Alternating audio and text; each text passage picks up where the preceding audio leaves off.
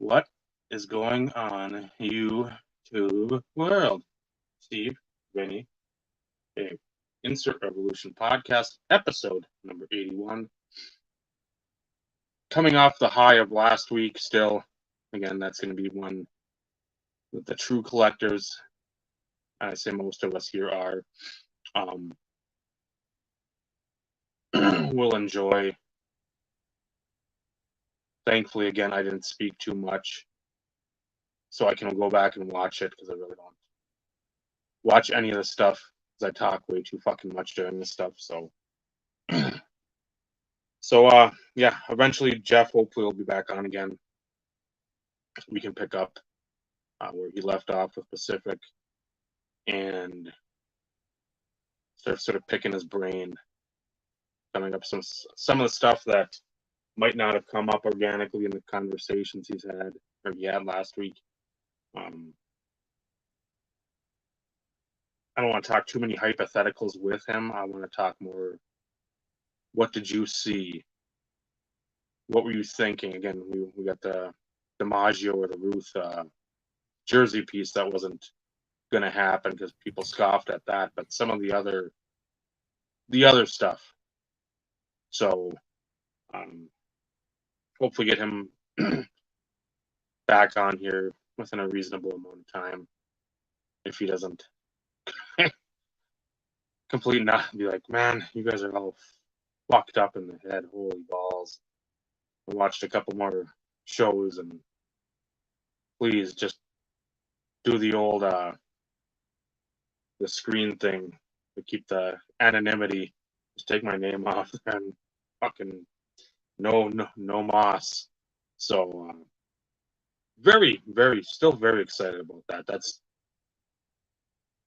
And I'll speak for you guys. That's one where we said it last week. We've said it in conversations since. You just don't expect as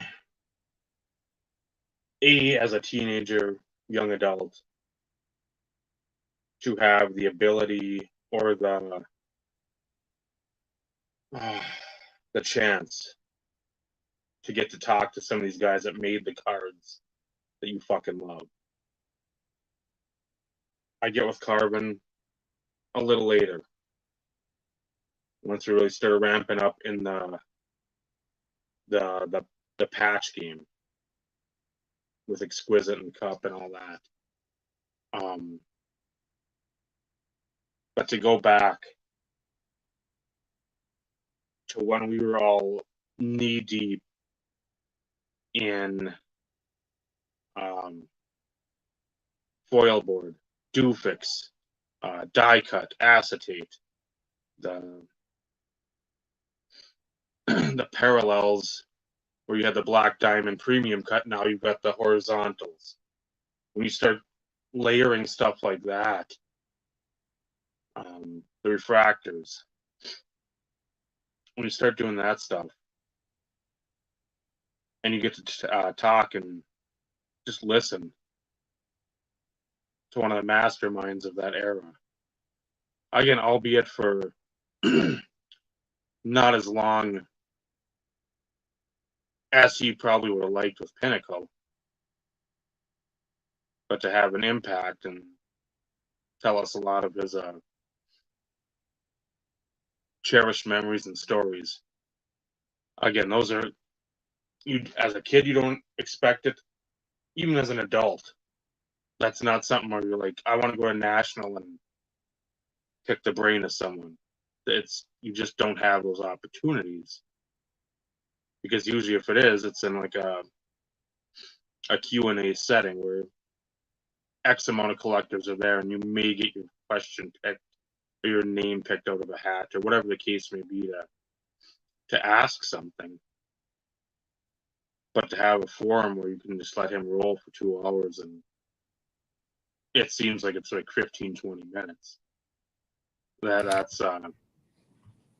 was fucking cool. Agreed. And no, it's not just you, but it seems Dave may or may not be having, I don't want to say connectivity issues, but he is a little bit fuzzier than normal. But then again, this is Dave, and sometimes he likes to be fuzzy. Yeah, the light, I'm sure. Actually, Dave, I don't think it's the light. It's one of every once in a while, as you know, and we've talked about this before, that for whatever reason, depending on connectivity or whatnot, sometimes you do seem a little fuzzier than normal. A little more off than normal. No, you're always off, This and is correct. a little bit more than off at times. So you're just the video quality this go round is lacking. But we know what happens. We can still hear you. It's not like there's lag or anything, you know. So, I mean, from that perspective, you're still good. Let's see if this will do anything. Probably not, but better or worse? Better or worse? It almost seems Video. like it's having focusing issues. That's weird. I wouldn't worry about it. Like I said, Which is it's odd. not. I wouldn't worry about it. It's nothing. Yeah, nothing on my end. Not like it's super pixelated or. Well, I was talking about that earlier, so I mean, instantly goes picks that up about Jeff that he'd probably want the blurred out, the voice all jived with and doesn't sound like him. And I'll wish him. I saw on Facebook too. It was his anniversary, I think, a few days ago. So, Jeff, if you're for some reason watching this now or in the archive, happy belated anniversary. The only other option, Dave, is if you leave and try and come back and see if that makes a difference. But I leave that up to you. Sometimes it works, sometimes it doesn't. Just thought I'd throw it out there. Oh, okay. I wasn't talking about that leaving. I mean, like leave.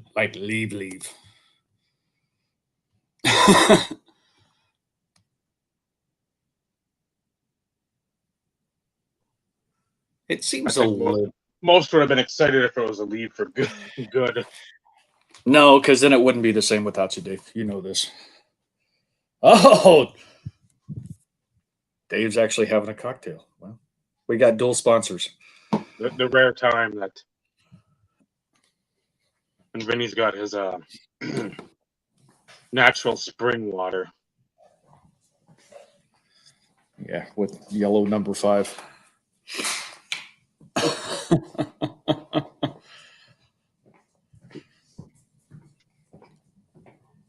But no, I will. I did want to throw this out there just to kind of Okay. add on, kind of with what you had mentioned. You know,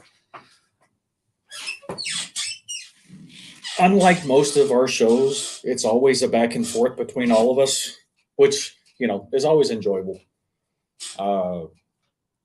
But to sit there and look back at the show and even look at the comments, everybody was like so interested in what he had to say that the chat was almost like crickets, which is unusual. But that goes to show, at least from my perspective where I was sitting, that everybody was truly just engrossed with what he was talking about and the stories. And I know Dave and Vinny, y'all had other questions, which let's hope at some point we can get those out there. But, just like we always are, everything is so impromptu. Nothing is scripted. And from that perspective, to sit there and just have one question spark, 5, 6, 7 stories was just awesome. And I'm looking forward to having him back on. So we'll try and give some of you folks a little bit more notice just to kind of have you clear your schedule so you can, hang out with us. But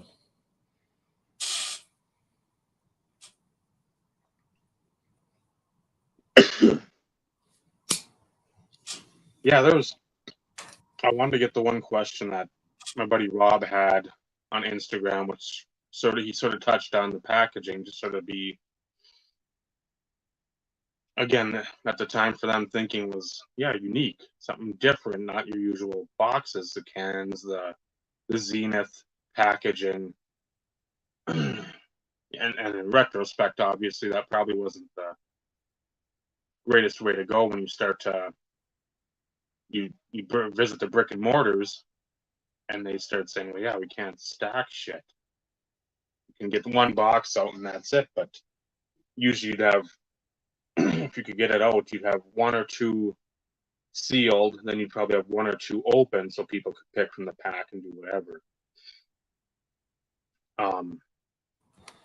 Yes, but again, if we think about it though, if you look at other products though along the way, I mean, look at Absolute. Absolute has gone through multiple packaging facets. Once they moved to the 4 mini boxes type thing, and I'll call them mini boxes, even though they weren't really mini boxes, they're individual packs. But think of how much money they spent on packaging. And you look at Triple Threads. Triple Threads has always had kind of innovative packaging.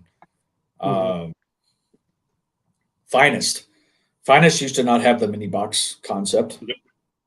So it's one of those in which it's interesting to see how the packaging, ultimately kind of changes over time.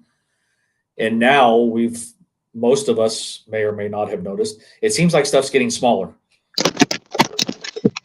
And Dave drops the phone. The rare time.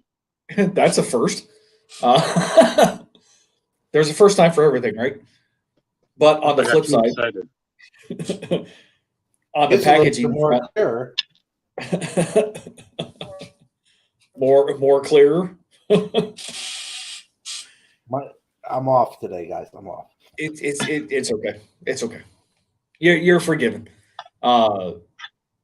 Packaging is getting smaller, but part of that has to do with the fact that we're getting less cards in said packaging.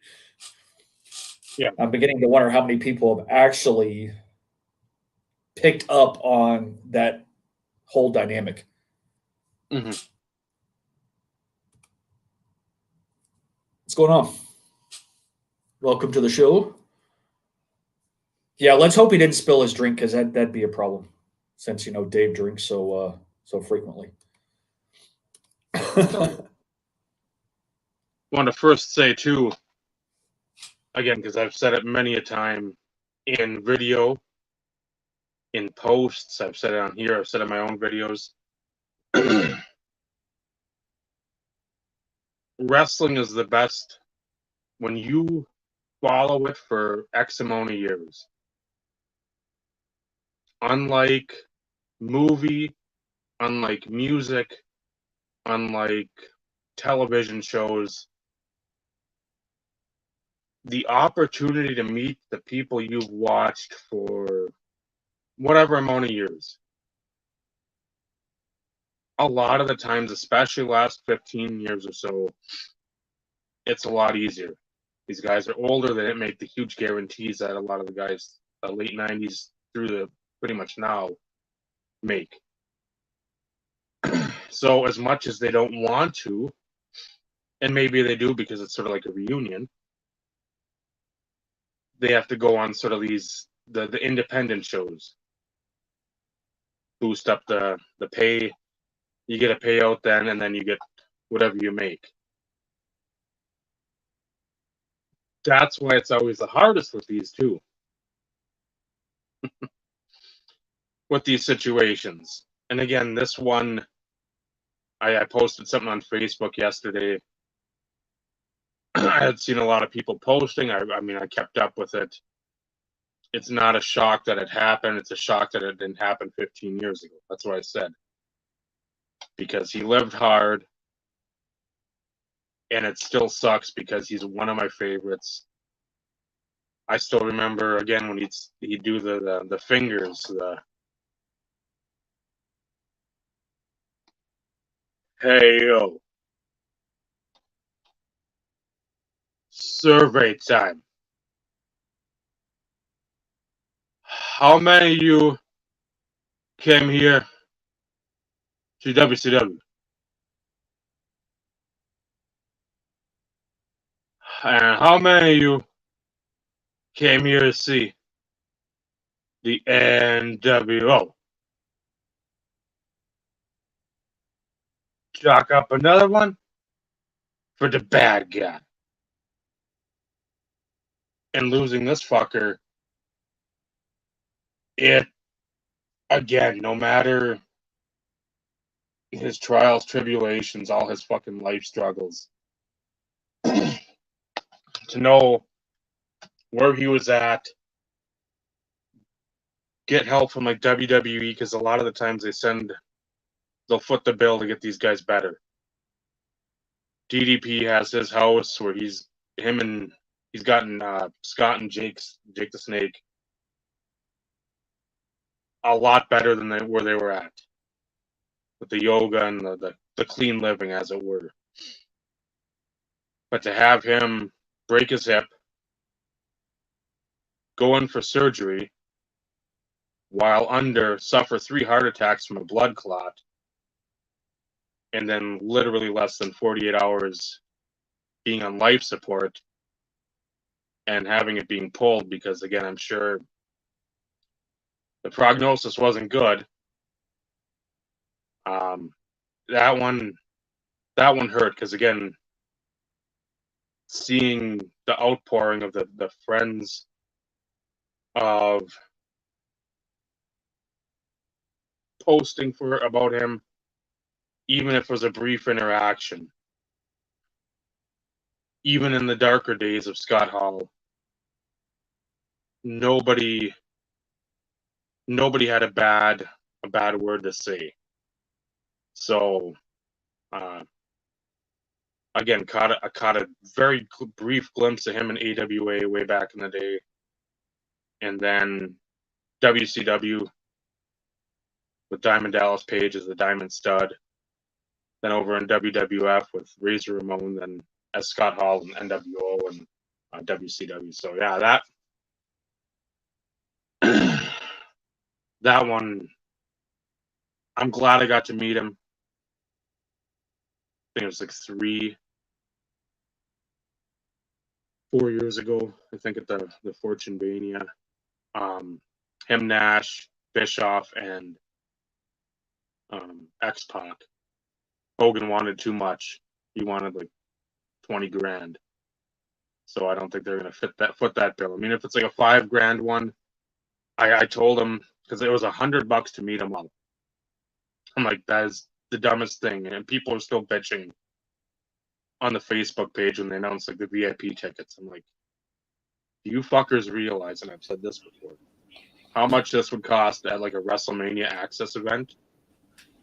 You're lucky if you're meeting one of those guys for $100. And to have it where it isn't an Access, where it's not, let's say because it's in Dallas this year. I don't know what Jerry World holds. It's got to be 75-ish, 80 with the on the field. It's got to be somewhere in there. So let's say you take half that as that Access over the period of 3-4 days. Do you think you're going to have any time to conversate with these guys? And if you do, guess what? They're going to be fucking burnt out. Because that's all they're doing. They're all doing WWF stuff here, there, everywhere. Promos, whatever the case may be. So to get a moment to talk to him, get a moment to talk to Nash. Bischoff was fucking amazing. Because again, he's in Minnesota. He was brought up in the old AWA. And X-Pac, same, he's a Minneapolis guy. So not a huge fan of his. Again, I can say that confidently, and I'll say it out, put it out there. Don't mind him, but I just never was one of my favorites. Way back as a Lightning kid and the 1-2-3 kid in the early 90s, yes, he was. But then as time rolled along, it just you move to other wrestlers. But again, having Naomi too with me, that I've said that a billion times. Fat schlub, you get scoffed at. You're like, yeah, fuck off. You have a kid there, they gotta sort of put a better face on. You can't be a dick, or if you are, I'll let you know.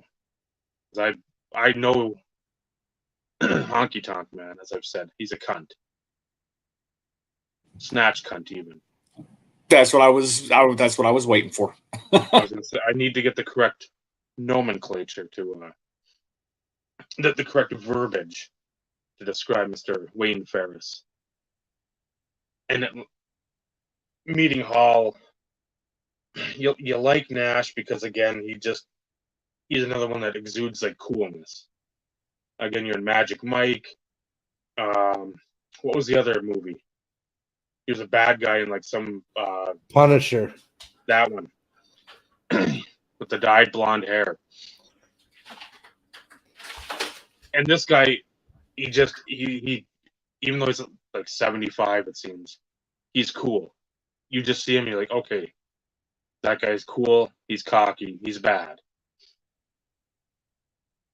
What do we got going on there? She's showing her dinner, I think. Ooh, cup of ramen. No, Color me that's cup, jealous. that's cup of noodles, man. That ain't cup of ramen. Either or. I'm not a. No. I'm not a. No. Yeah. There is not an either or. Beggars can't be choosers. There is not an either or. There is one or the other. No. Yes. You don't get a physique like this being picky Grandma. in looking at the label. It could be a styrofoam cup, no printing on it, Grandma. noodles, and your little packet of whatever. Doesn't even matter. It's food. Put it before me. I will consume it. I will throw the refuse in the refuse bin. Get me another one because one isn't enough. She just ate like 3 times. And at that price point, I think we can live with it. 5 minutes ago, I ate. She's 10. I mean, ramen. She's an athlete. She's going to eat. True. I'm so skinny, but I eat like a pig or horse. That's called metabolism. Roxy, don't Yeah. eat that. Something that your father no longer has. I eat like a horse, but I. Yes. See, yet again, it's called metabolism. Metabolism. Just wait till that switch doesn't work. Right? It'll be here before Put you know water it. in there. I think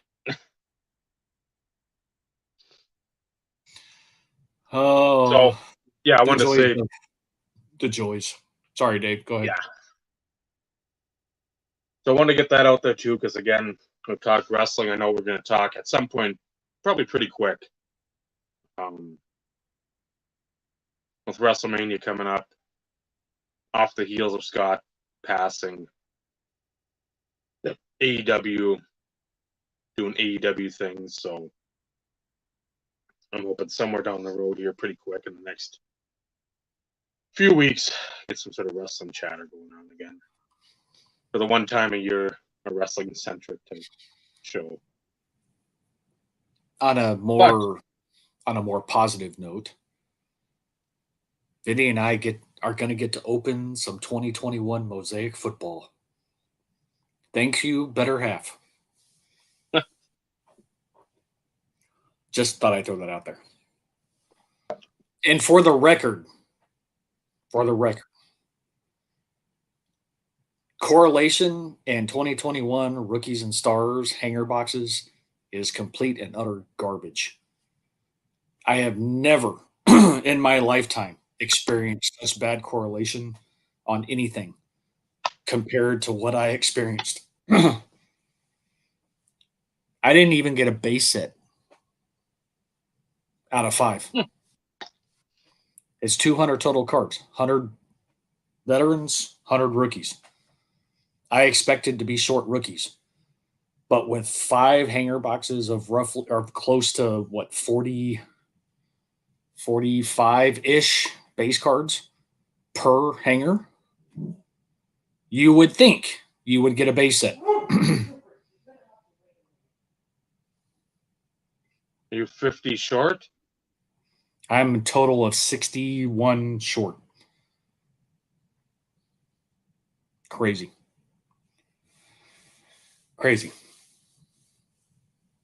But then again, not that I'm aware of, unless like some of the superstars are not as overprinted as others.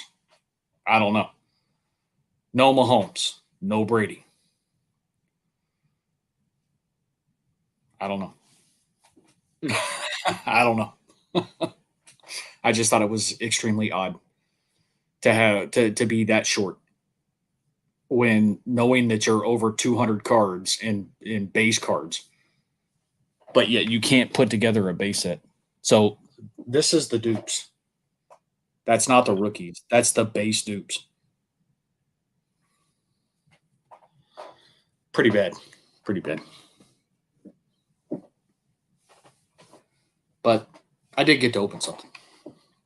So, and I did get a Trevor Lawrence. So, at least one of the more expensive rookies. No Matt Jones. No Terrell Davis in any of the inserts, unfortunately. But it is what it is. You got to take a risk. You know, it was fun.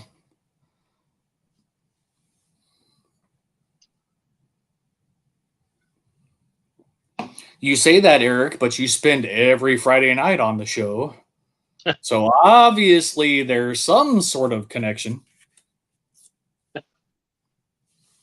And we all know it's not a secret.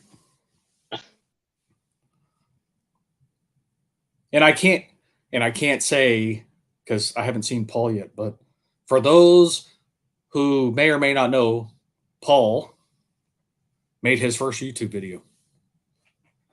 Go get his sub count up.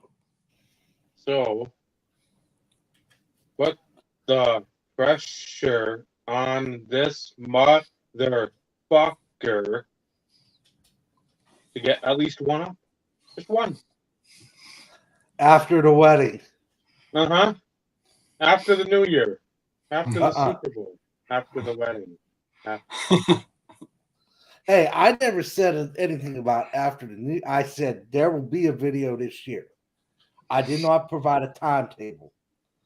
So, well, now you kind of did after the wedding. yep. So then what's going to be the next one? Somewhere between after the wedding and the In 31st of 2023? December. Yeah. No, it has to be 2022. It has to be. New Year's Eve. I have no choice. Yeah, it has to be uploaded before the stroke of midnight Eastern Standard Time on New Year's Day in order for him to meet the goal. And it's written. It is written. At least so he says. At least so he says. It is. You saw it. I showed it on live on camera. There's a record, public record.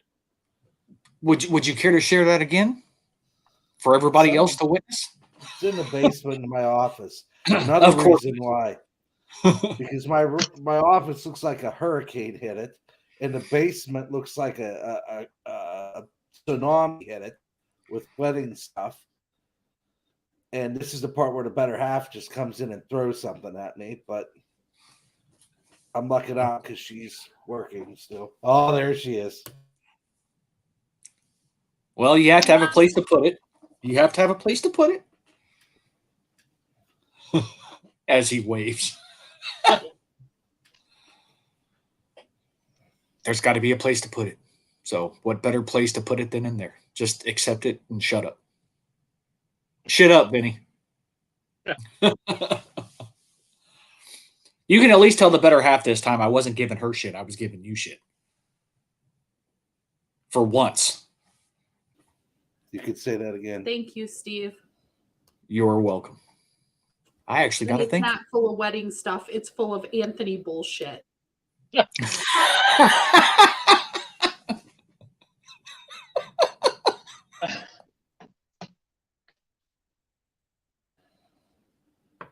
She made it known that it's not stuff and things and stuff. It's my, as she said, Bullshit. I can't say that word on here. So You can, you choose not to out of respect for your dad. Stop shaking. Normally I would call him out better half, but I can't see it. Usually I give him crap about it when I can tell he's doing it. Anyways, Did anyone pick anything up this week? She's One thing. eating again. and it wasn't this week, but everybody has to wait to see it. Dave, you've already seen it. Vinny's already seen it. Bob's already seen it. Michael, this film not yet rated, has already seen it. Everything else that's been picked up is on the recent video for those who may or may not have come across it. But yeah, only one so far, and it was a steal. Oh, you just shut him off. wow, That's nice. that's whole lot of pretty. Good Lord. So who else is on that? I can't read the other two. Hanley. Mike Stanton or Giancarlo Stanton. a Somebody nice one. had some fun cutting that jersey up. That's just talent right there. That's not I think Golden had on there where they were cutting up a t-shirt and they had a press and the press just came down and it did little squares. They were putting part of the rated rookie logo off a generic t-shirt into their cards. I would assume for the new football product, but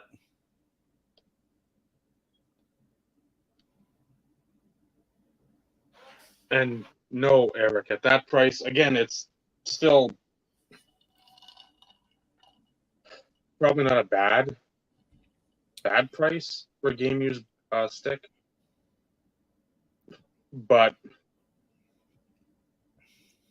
I'm trying to sort of stick, and this is amazing for me to say, sort of in my goals or the expectation for the year. I've done a lot with DVDs. I've done a lot with videos. I've been pretty selective on cards. Speaking for me and how I've purchased in the past, I don't know, 30 years or whatever, 34 years. I did win some on a couple Facebook auctions last night. I know there's one I forgot and I saw it afterwards because I'd saved it earlier, so it wasn't with the ones I'd saved yesterday before the auctions went off, so I missed that. But the ones I had won, and when they come in, I'll show them off. I felt I did insanely well because I don't think I paid more than, it was like $60 for three or four Hall of Fame patch cards and auto cards, and then a couple other cards that eventually go out for to other folks that won't like them much more than I. I know that's I kept looking. I'm like, I can't pull a pin on that. Next Wednesday, we're going down to Elton John at the XL in St. Paul. So it's like, okay, there's a hefty amount of money. And then in a few weeks, I'll finally, hopefully, knock on wood, unless COVID number 7 hits, be going to my first hockey game. And against the first one was against, I think, Calgary. I'd won tickets for, in like 2000, I think it was like the second year in, like 03 maybe, 02, 03, somewhere in there. Didn't go. COVID hit. And I don't remember who they were playing. I don't know if it was Vancouver or not.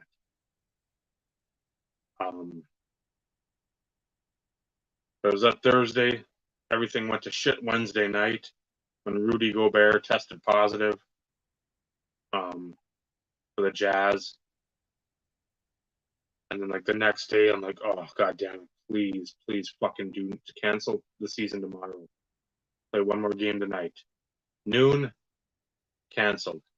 Fuck the fuck off. We had tickets right behind the penalty box. So it's one where I've wanted to go. Being in the state of hockey and you've never been to a hockey game. Trista's been to one or two. She likes hockey, but she doesn't collect hockey. Or I'm watching like the state high school games, and she immediately goes to like the phone or like, oh, I'm gonna go wash dishes. Oh, no. Hockey. You gotta watch the hockey here, if nothing else. So she bought like Valentine's Day. We're going to the Wild host, the Edmonton Oilers. So to see, obviously my favorite team, big Oilers fan, and this isn't just McDavid time. You didn't have regional sports networks back in the day, but when you watched SportsCenter, you saw the Oilers putting up 8 million points a game. Messier, Curry, Lowe, and some guy named Gretzky and Fear winning games like 9-5. Traded him away. Sort of some lean years. Ryan Smith and Tommy Salo. Salo came over from the Icelandics. They eventually formed a decent little nucleus at the beginning of the 2000s. And Marty Reasoner was in there, Dougie Wade. That became, it's like, okay, I liked hockey, and then it's like those guys re-energized me. And I've been like my Chargers fandom ever since. I don't let it be known because it doesn't need to be. But to go see them, hopefully. Wild have been scuffling lately. Edmonton's been scuffling all year. The goaltending's horse shit. Hopefully, it'll be a big game for playoff implications. I don't want to see any healthy scratches or LeBrons or any of that bullshit. I'm trying to figure out what I can write for a sign, though. That's the the thing I want to write. I might have to bust out the old hair gel and Dahmer glasses and go down there looking like that and have some sort of sign that'll either get me expelled or get me a stick. But I don't know. I could try to wear the Gamer Dumba, but again, it looked like Chris Farley, fat man in a little coat. So I don't know. Nobody needs to see that, or do they? Plug the IRP, Dave.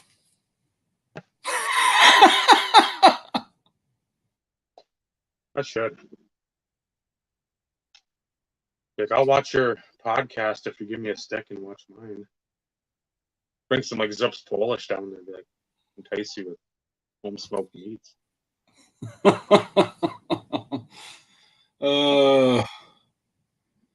Branding, Dave. Branding.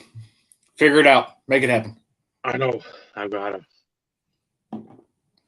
So that's why I didn't go after the stick more hardcore. And then again, we're looking at some point in the summer. I don't know. He's at U.S. Bank Stadium, I think, in July, and then he's at that whatever Faster Than Horses or whatever the fuck it is over by Vinny, that festival there. Morgan Wallen tickets at some point. So, like I notated in that goals video on here and my channel, the standalone, I want to do more, or sort of have more experiences than stuff and things and stuff. So I've got enough of that shit for 7 lifetimes. I'll be selective with the cards still. Again, you can't just quit that cold turkey. That's insane to think that. So Well, technically, you could if there's nothing that piques your interest. But no, that I'm talking about me. So I mean, it's, and I was going to add that caveat that we are talking about you with your 65,273,235.8 player PCs. You will always find something to be able to stuff in a warehouse somewhere. so there's that. But yeah, a Brodeur Gamer stick auto would have been fucking stupid amazing. But when you're paying, as I'm paying for mine, I'm paying for Trista's because it said, hey, happy Mother's Day, Merry Christmas, happy birthday. Paying for hers and then paying half of my mom's because my brother's paying the other half because that was our plan before COVID to go watch Elton John. That's roughly what the stick went for. So too much? Possibly. No. But again, Elton John's got a fucking catalog that I don't think can be rivaled by maybe 1 or 2 other people. That And you're even paying then, you're paying for the experience, and let's be realistic. He's not getting any younger. that's And who's to say when he'll ultimately, I don't want to say hang up the piano because that would be a little difficult, but hang up his shoes from performing unless it's like some special type thing for an award show, that type of stuff. yeah. But you just don't know if and when he'll stop. So take advantage of it when you can.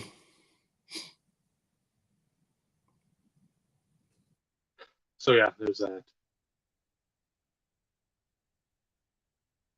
So yeah, it's again, all that the game use stuff would be great.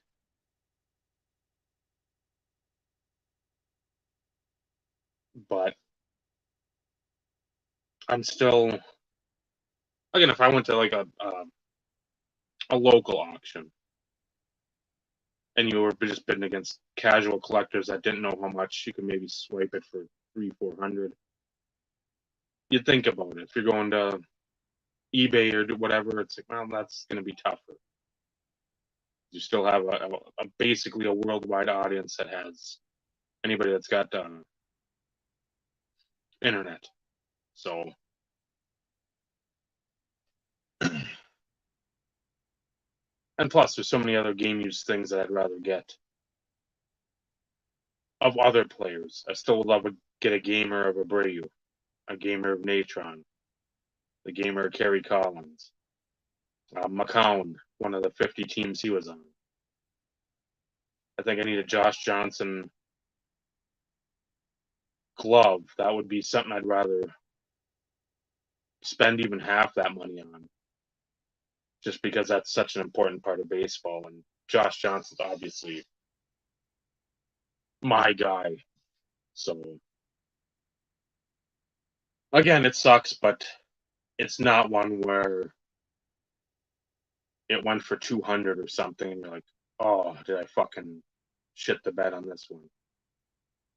I messed up huge. No, it went to for close to 700, which is still a solid price, but as we've said before, unless we're winning the lottery, we can't have everything, and it won't make it fun. That would be something nice, but again, there's plenty of chase left. So, what do you do? What about you, Vinny? Get anything this week besides Mad? Whole lot of Mad. So the better half picked that up. So we were talking about this card last week with the young. Oh, the Sylvain. Yeah, the Sylvain Turgeon. So the better half picked that up. So that was cool. So try to build the set around that, because most of the sets that you could buy on eBay are everything less that card, because frankly they want to sell it. Got a baseball card in. So working on the baseball goals. I wanted to get something. He doesn't have a lot of high-end stuff, but that card's just gorgeous, and I love Cervelli.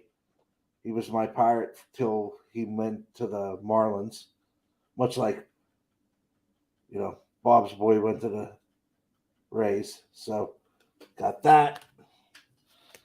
And then this made me feel good. I got the warm and fuzzies from this. Because Van Slyke was my favorite player growing up. So that, and then a handful of Lemieux cards. It's trying to stick to the goal, not buying any dupes. Which you failed miserable. No. These are all only one this is a dupe because I bought it for $3 and it's numbered to 100. And if I didn't buy that, I deserve kicked in the nether regions, because that for $3 numbered to 100 is worth it. Yeah, That's not the only dupe you've bought, though. You've bought more than one. What other Purchased. one? Oh, I'm sure I can go back in text messages and find it. It was an accident I bought. And then, bullshit. that was another one that came in. So I got a lot, as in several cards, not a lot of them. So I forget the terminology used on your video, Steve. LOT Biduki. Yeah, that thing. Yeah. So, and then I finished these 3 sets. So 2 of the elite sets are done, and the fantasy, thanks to Dave, tops 96, 97. That's 94, 95, and 95, 96 Donruss Elite. So those are all done. And then this is 2 mem cards, because I can't get regular cards, or getting harder to find. So I keep on buying stick cards, patch cards, jersey cards, whatever I can find that I don't get slaughtered on the auction for. So those are reasonable. They've accepted offers, very fair offers, or got them for like $20. So I was happy. So the goal for memorabilia, patch, jersey, stick type cards, glove, skate, jock strap, fighting strap, all that stuff, that's done. I hit 20. I think it was like, what was it, 12 to 26 cards, something like that, and I've hit 26, which I'm going to go over, but that's going to count against my 125 unique non-patch cards, because I'm just not finding them. And I think on that list I'm up to 42 for the year of cards off my list. So, And it's only March. And it's March. But I'm telling you, unless things start to pick up, I just haven't been seeing them. And I'm watching stuff go for stupid strong prices, even when I'm bidding stupid strong too. So, like that mirror blue the other night. Yes, Eric, we know we like hockey. You like hockey cards. That's why I showed a bunch. I figure that would sustain you for a while, and I have several more here just in case you get the jitters, or Dave shows his feet, and then we need to bring you off the edge. Soapbox retract.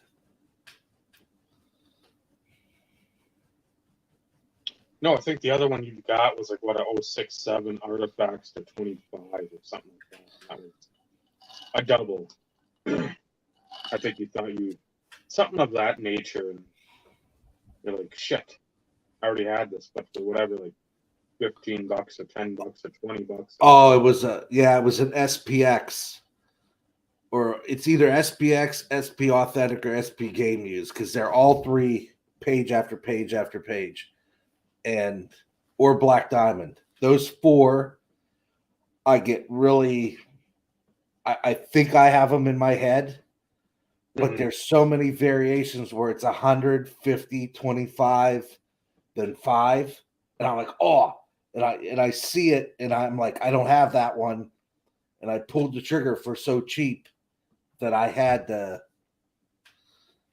felt that I had to do it or it'd be gone, because I do not want a Golden Touch 2.0 incident. I'd rather have a double where I thought I was 80% sure that I didn't have it than have a Golden Touch 2.0 where I could have got it for $25. Shoot. I have so much to say, but I'm going to not. I try to carry around the list everywhere I go. I have it in a spreadsheet. It's almost done. I have like 12 pages more to put into the spreadsheet, and I think I'm over 500 cards on that list, but that's not mem, and I got to start adding mem cards because I don't want to start buying doubles of those. No.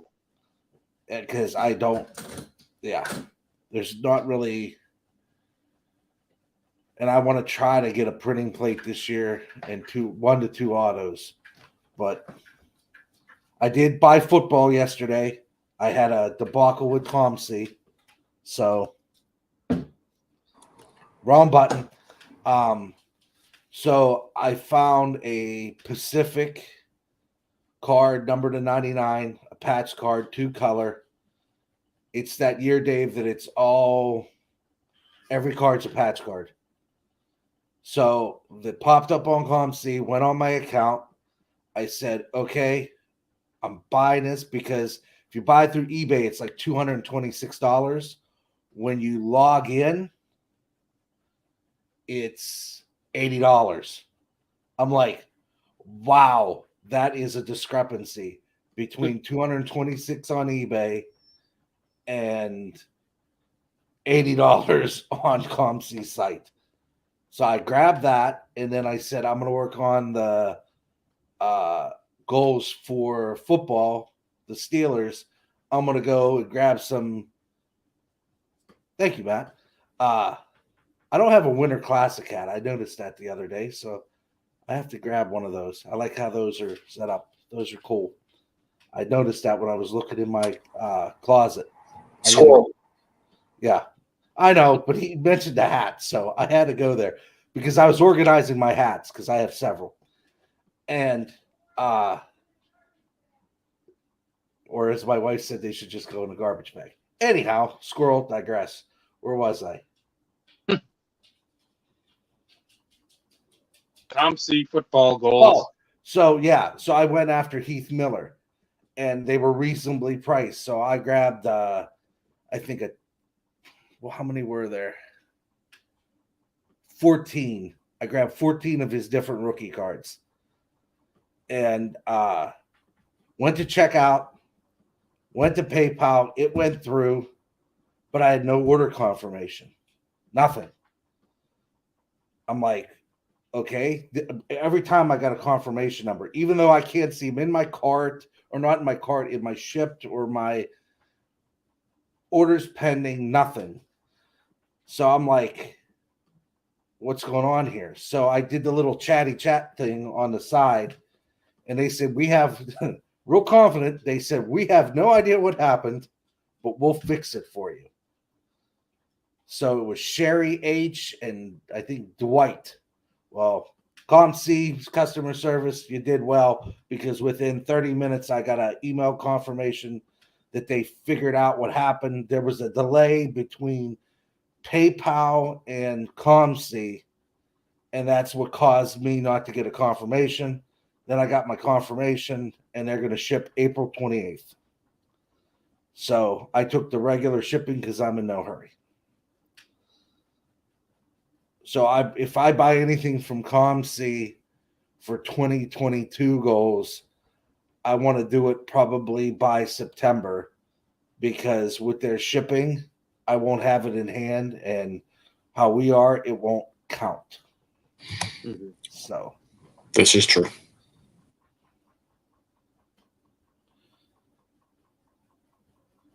I don't Yeah. know, Eric.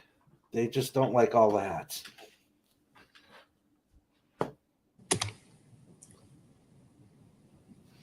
I'll say for like It- the Lemieux game used, unless it's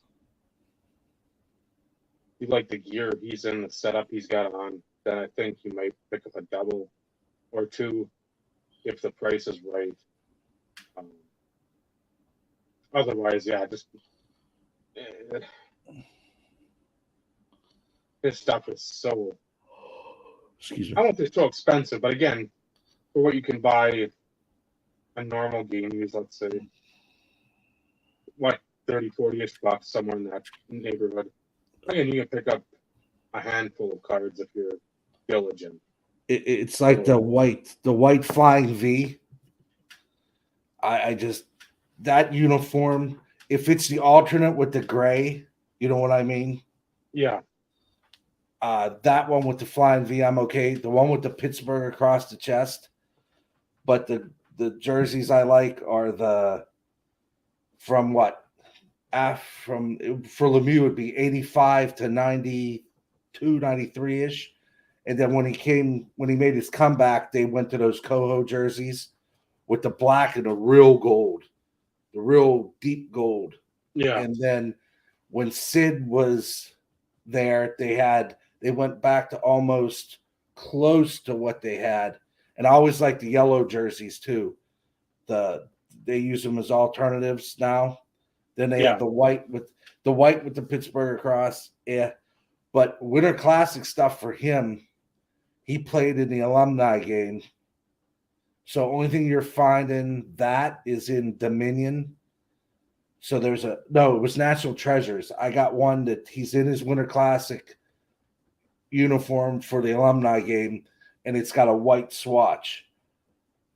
But in other Dominion cards, Dominion and something else for Panini, that year they used a lot of white and blue because they must have cut up a bunch of that white and blue jersey. So they had which is odd to see for Lemieux because he's black and gold. hmm But those I try to keep them to where they match. So like you said, I don't usually buy duplicates of anything that has that jersey with the white with the Robo Penguin, as they call it, the Flying V, whatever nomenclature you like to use. yeah. I wish Panini would get back in the hockey game. It's some awesome patches. I love that stuff. I like the National Treasures, the Dominion. That The was good foil stuff. and just the pictures they showed, the close-ups of like what they had for like their uniform. Oh, like sticks, how they're set up, like in a face-off, or like the goalies in the crease. I mean, the mask was sort of halfway up. You can see the mask and the paddles and whatnot, and how they're set up. I really like the Panini stuff. So Maybe one day. Maybe who they'll give knows? them a license. It's nice to think about. With that, maybe graze over the subject. I mean, we're just creeping up on an hour into it.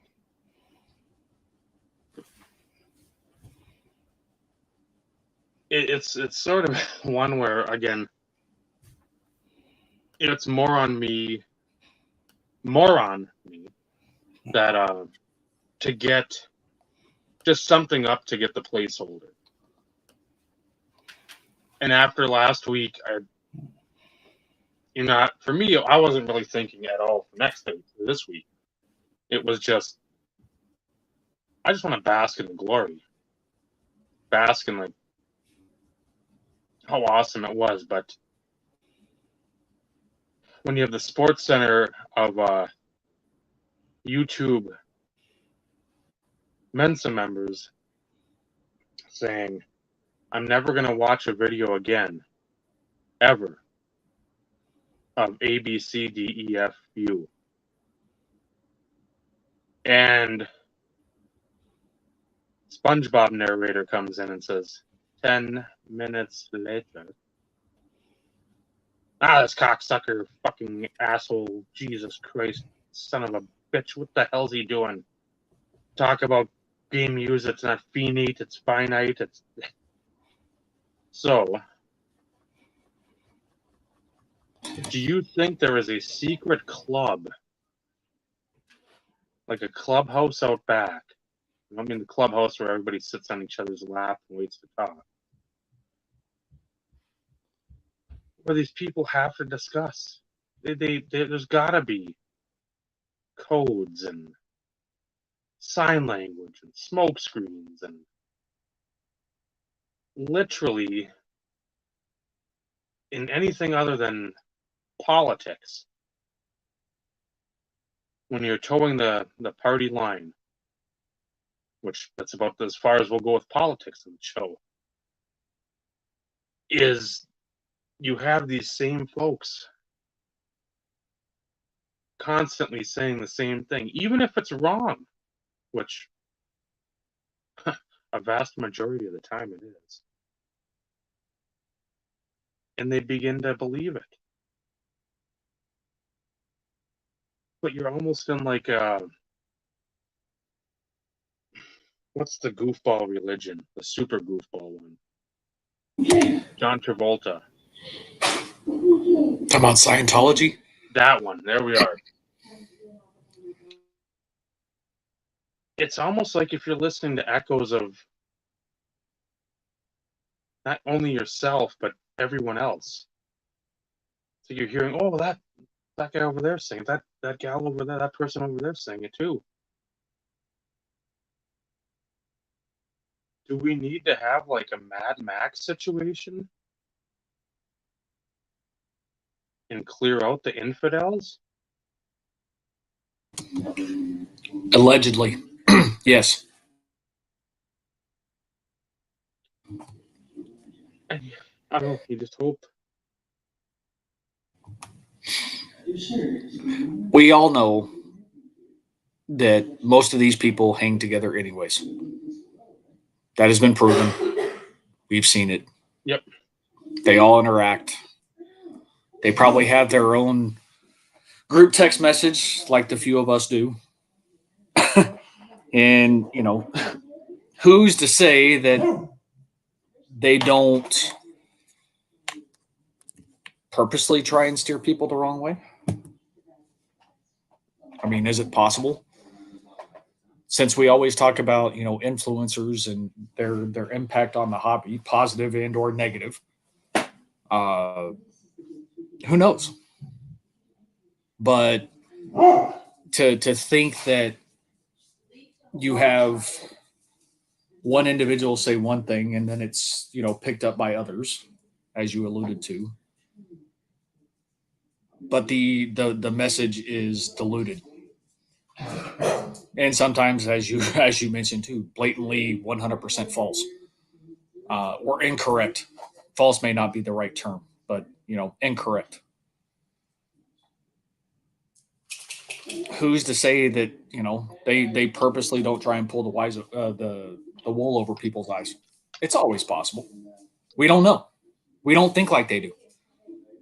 We're in it for the fun of the hobby, trying to help others, educating others, looking out for others,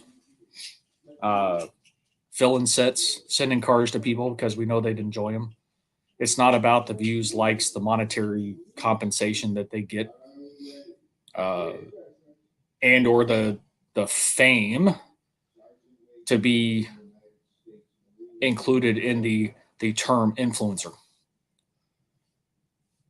I would hope that you have individuals out there in that category that are purposely trying to, I don't want to use the term fraud, but pass on incorrect information. But as we all know, most of them aren't willing to accept the criticism or take the facts that other people give them and retract statements. I'm willing to bet that if anybody took the opportunity and had a conversation with any of these individuals, saying that, hey, by the way, I was watching something that you posted and that this is 100% false, and then provide factual information, how that conversation would go. I don't think it'd be taken well, because let's face it, you're hurting the ego. Mm-hmm. These people are all about the ego. But, I know we always talk about them. They all have their place. Obviously, they still have a large enough following, but at the same time, as the bulk of a lot of us have always said, at the end of the day, do your research, think for yourself. Don't rely on other people to tell you what you should do, how you should do it, when you should do it. It's up to you. It's one thing if you have connections and you have friends and you reach out for suggestions and or opinions and things along those lines. That's great. It's all about, like we always say, it's building those connections, leveraging those connections to have conversations and ask questions and get educated. Admit when you're wrong. Admit when you pass on incorrect information. It's not hard to accept when you're wrong. Vinny and I both have done it on the show. We have come back the show after and corrected ourselves because we have integrity, and we sure the hell don't want to be passing on incorrect information. But on go ahead. The Christmas episode, I was rewatching it and I said, wow, I really jacked up a couple things because my brain wasn't where it should have been because I was in the excitement of all of it. And we were having a good old time. And I misspoke about Bowman. I misspoke about something else. And I came back in that episode and said, I need the soapbox for a moment to fix my stuff. So if I say something, tell me I said it wrong. I was probably not thinking straight, or I goofed up, or I misunderstood something. So it is what it is. We're all human. That's how it rolls. Yeah, but it's all about accepting fault and making it right. Wrong button again, I'm sure there, Vinny. But well, Eric, that's a whole different topic of conversation. That's wrong on like the life level. We're referring to the hobby level here. I'm sure Vinny has a lot he can say to that, but we'll bypass that topic. We won't get into that. But it's one of those in which if anybody were to came to me and be like, hey, by the way, you said X, and you misspoke, or it should have been this or that. It's like, oh, did I really, man? Yeah, I screwed up big time. It's no different in like the business world. Let's be realistic. We are human. Mistakes will happen. We try to avoid those, but the only way you grow as individuals is by accepting your mistakes, learning from them so that you don't make them again. In this vast hobby world, it's very easy to make mistakes or misspeak in reference to the umpteen 100 million variations of cards that there are. It's not intentional. No way, shape, form, or fashion have we ever claimed to be hobby experts. We still learn. I don't learn as frequent as I used to because, let's face it, I don't stay on top of the newer products as much as what I used to. So I can't quote the names and all the variations and the pink, purple, cracked ice, Genesis, green, honeycomb, Pandora's box, parallel out of this year's mosaic. I couldn't tell you. And yes, I know I'm being facetious.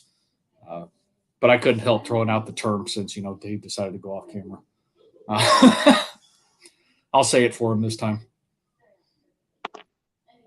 But it's interesting to see. But on the flip side, none of us will ever be a part of that dynamic. At least I don't think we will. Unless we want to, try and insert a mole or a spy. But I don't know about anybody else. I don't think I could put myself through something like that. I have morals, I have values, I have integrity. I know a lot of the names, Ty. I was giving it the long-winded parallel variation because, every time you turn around, there's something new and improved or different. But Benny, what are your thoughts on all that? After you open the door.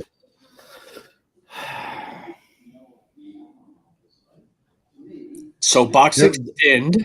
They're like in Star Trek. You get stuck in the or Star Wars, one of the two. They got tractor beams. They pull you in because you're like, let's see what they actually have to say. I'm curious, and I go down this rabbit hole way too often. I went down it today. I didn't want to, but I did, and it's the same thing. And I was watching something, and they go, we sell it to each other. Then he sells it to this guy. Then he sells it to this guy. And then he sells it to this girl and this person and that person. And then it goes to a collector.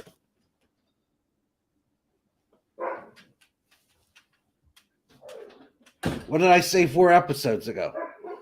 I'm like, I at least they admit it now that they make money off of it, changing hands like 17 times, and then it ends up in a collector's hands.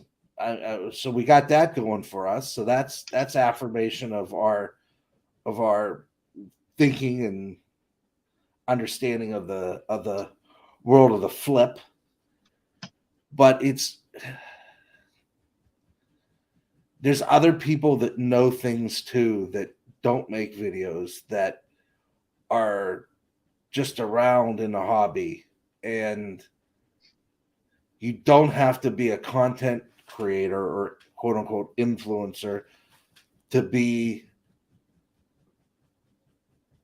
a bad mamma jamma in this hobby. There's people that know stuff that are probably beyond our knowledge. Look at Jeff. Does he make videos a bunch of times? No. But he knows a lot about stuff. I mean, he was there. He was in the quote-unquote trenches of it all. And I think sometimes everybody forgets, if you just open a Beckett annual, you look on a couple websites, all this stuff that they're offering. I saw one thing today. Is it better to have 1 card or 50 cards? I think it was the finance dad dude. I'm like, it all depends on what you want to do. Do you want to collect somebody or not? Do I really care? No. It's a personal choice. I mean, that's a loaded question. It is. Yeah. I'm like, I'm not going to trade all my cards for a 52 Mantle because I frankly don't care about a 52 Mantle. Would I like a Mickey Mantle card? That'd be nice. Wait, what? You don't want his rookie card? What? What's your problem? Yeah, you suck. Well, because the 52 mantle is his rookie card at the tops. Hey, we are talking Mensa here, folks. Yeah. We're staying on topic. But it's whatever. There's so much out there. What they fail to understand is like that one time they were like, "Who's Muggsy Bogues?" I'm like, first off, you don't know who Muggsy Bogues. You need punched in the head because that's just. Well, I shouldn't say that because newer people probably don't know who Muggsy Bogues is. They But should get punched in the head. I'll stand behind that statement. but you watch Muggsy play and he played fearless.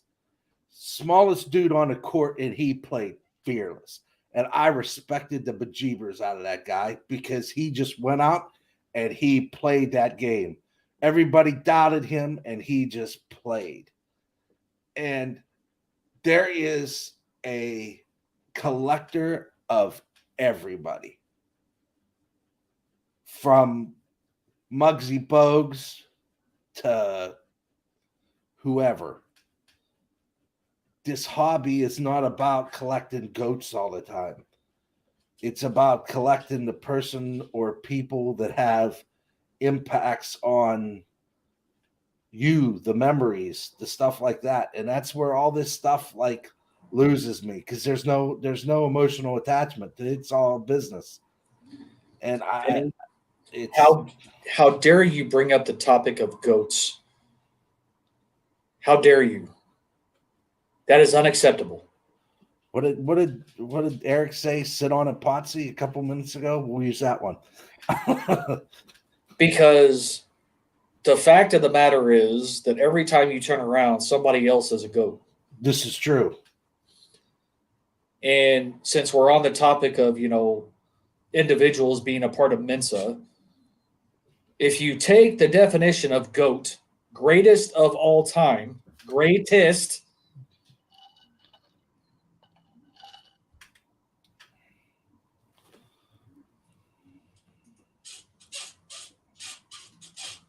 not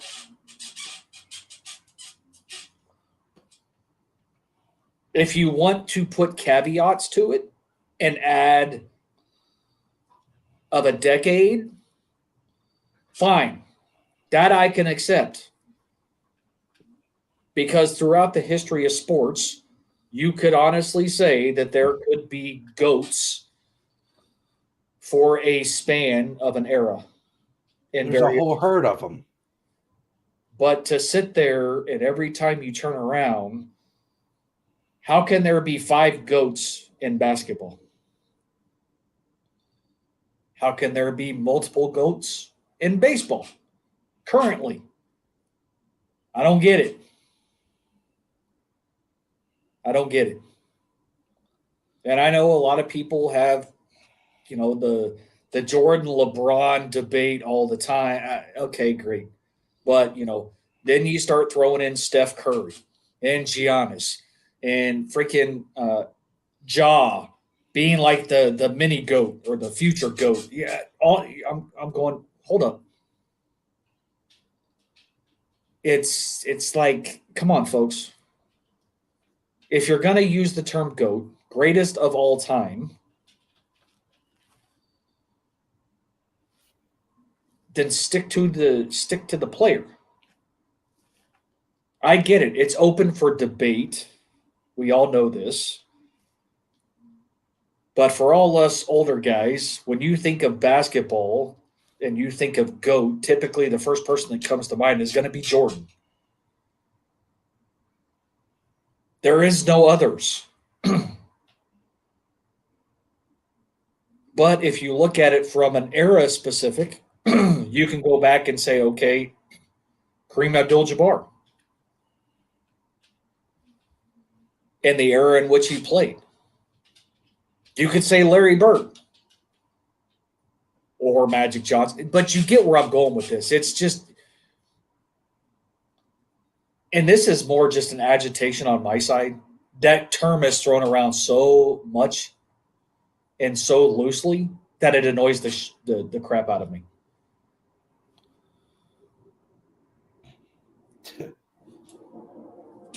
There's this one by LA Pats, Carmelo Anthony. I remember him when Pitt was a powerhouse in basketball, and they were just going through everybody like a hot knife through butter. And this little guy from Syracuse comes out of the woodwork and just lights up the world. Beats us. I think they beat us in the. I think what were we back then? We were the Big East.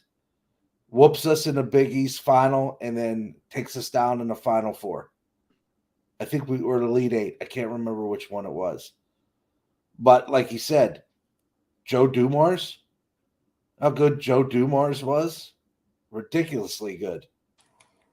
Nobody gives Bird the credit of how good he was. Oh, I don't even talk about that because Nobody. everybody forgets how good Larry Bird was, and sometimes they forget about Magic, and Magic could move that ball like nobody's business. And John Stockton, Karl Malone, they're all an afterthought. Why can't we just say they're not GOATs? They're just the best players of. They're just great players. And leave it at that. And just be done. They're just GOAT. Everybody's a GOAT. God, let it go.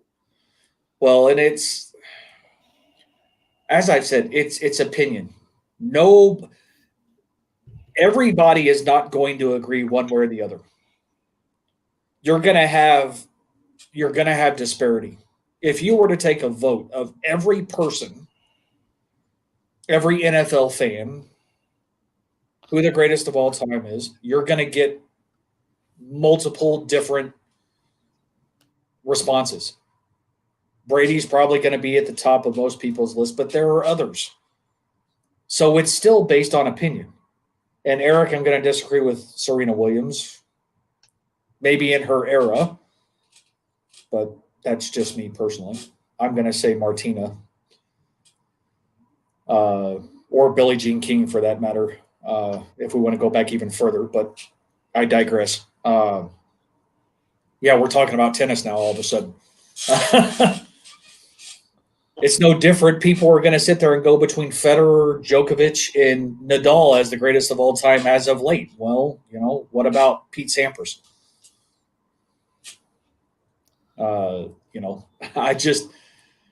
Nobody's ever going to come to a common agreement of who technically the GOAT is ever. But it's used so loosely, it becomes, to me, detrimental because you see it in eBay listings. Dude, you're also talking about a different time, different technology in the rackets. Martina and Billie Jean King didn't play with the freaking rackets of today. Mm-hmm. Just throwing that out there. Serena was fantastic. She is phenomenal. I'm not taking away from that at all. But I'm just putting things into perspective. That's why I said you can look at eras. I'm always curious to see, like, if you would ask, like, Serena Williams, who's the GOAT, she's not going to say herself. She's going to list all the people that she looked up to. Same thing with, like, well, Ali said he was the greatest. Well, it's hard to dispute him. I mean, but there's Rocky Marciano. There's Joe Louis. There's a ton of good boxers.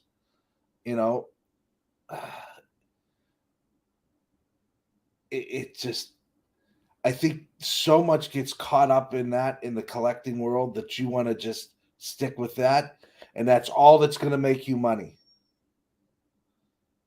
It's not. It's just not, because there is money to be had if you're in that realm on people that you probably never saw play, because the people that actually watch them play would pay a nice dime to buy them, something obscure that you've never heard about or know about, Well, the use of the term GOAT, is surrounded around a select group of players in all sports, which ultimately dictate what people are willing to pay for them for whatever reason. The term, somehow, shape, form, or fashion, does dictate a partial, not really a partial, but can dictate a premium based on people's opinions and perceptions of said player. But, from the baseball perspective, I'm going to put a different spin on this. You got a lot of people, using the term GOAT for Acuna, Tatis, Guerrero, all these young players. Soto is phenomenal. Phenomenal. But is he a GOAT?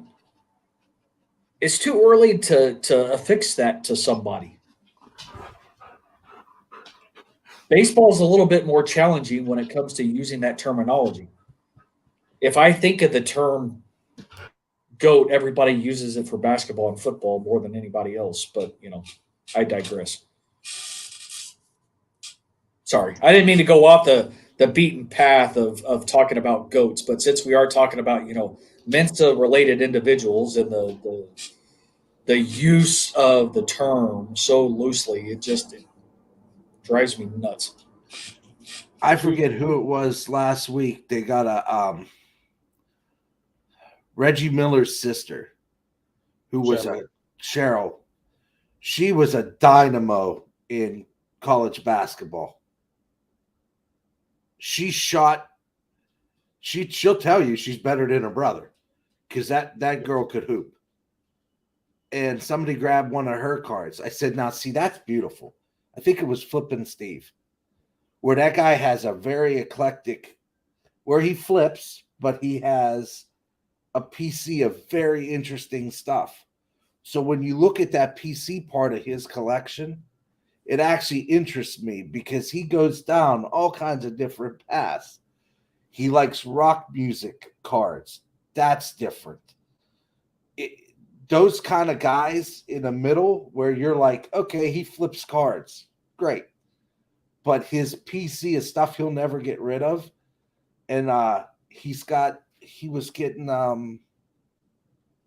Earnhardt Sr. stuff. And that's brilliant because Earnhardt Sr. stuff can't get anything else signed. Teresa controls all the memorabilia. So he's not going to be anything modern, really. So that old stuff is brilliant to pick up, there's so many avenues and so many ways to go in this hobby, but we get caught up with the same 15 players and it gets old. I think that's what really gets it. Two things. One, anybody that's using that terminology now probably has never fucking watched a full game, match, tournament of any of these players. It's all highlight clips. It's all YouTube snippets, whatever it is. It's Sports Center on steroids. So you're not watching the whole game, so you just get to see LeBron make 20 out of 43 shots and score 56. Karl Anthony Towns scored 60 last night. Is he a GOAT now? No. He's one of the best of the past 5-6 years. He's not a GOAT. Tim Duncan, not even mentioned with the GOATs. His post maneuvers and moves. Revolutionary for big men. Again, there's the dream shake before. Dirk Nowitzki.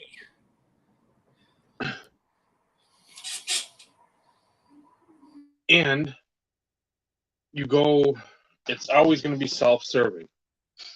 That's going to always, and that's what these Mensa members, how you can wrap it all back. Whoever's got the Curry auto, and they're trying to peddle it. Well, what are you going to say? Well, he's a pretty good player. Nope, he's a GOAT. I got a Giannis prestige, let's say an extra points or whatever, the bonus shots, whatever the parallel is to 250, 100, whatever the numbering is. Well, it's a rare, and they'll say rare insert. So there's strike 1 and 2, and they'll say he's one of the goats. Again, it's incorrect nomenclature. It's people need to be. You need to look at championships. You need to look at competition. You need to look at stats. And usually you have to go back a ways, but people don't have those cards to peddle. You don't see 5 or 6 Chamberlain rookies out there. You don't see 5 or 6 Chamberlain autos. Bill Russell. Christ, Sam Jones won how many? 8 titles, 7, 8 titles for Boston. You don't see any Red Auerbach cut autos. People are stupid. And they're always going to be self-serving when you have every one of them and their little clique doing the Barry Horowitz and patting each other in the back, trying to give a reach around. But when you have home ec close and team schmedium, you can't because your tank's in the way or your fucking junk's tucked in like a idiot. Tell us how you really feel, Dave. I'm trying. It's so tough these days. They're tough times we live in. Don't hold back, though. I mean, I feel like you're holding back here. I feel like you scratched the surface. I'm trying to be as transparent as I can be.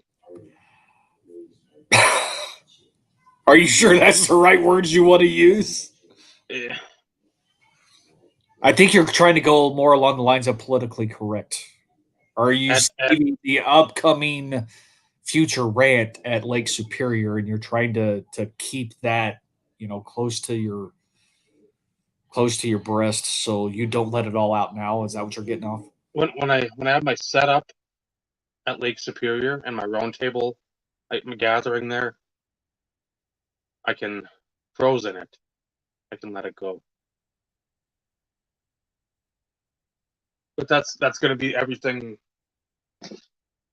with the GOAT terminology. Those folks don't have these cards, so they can't actually tell the truth.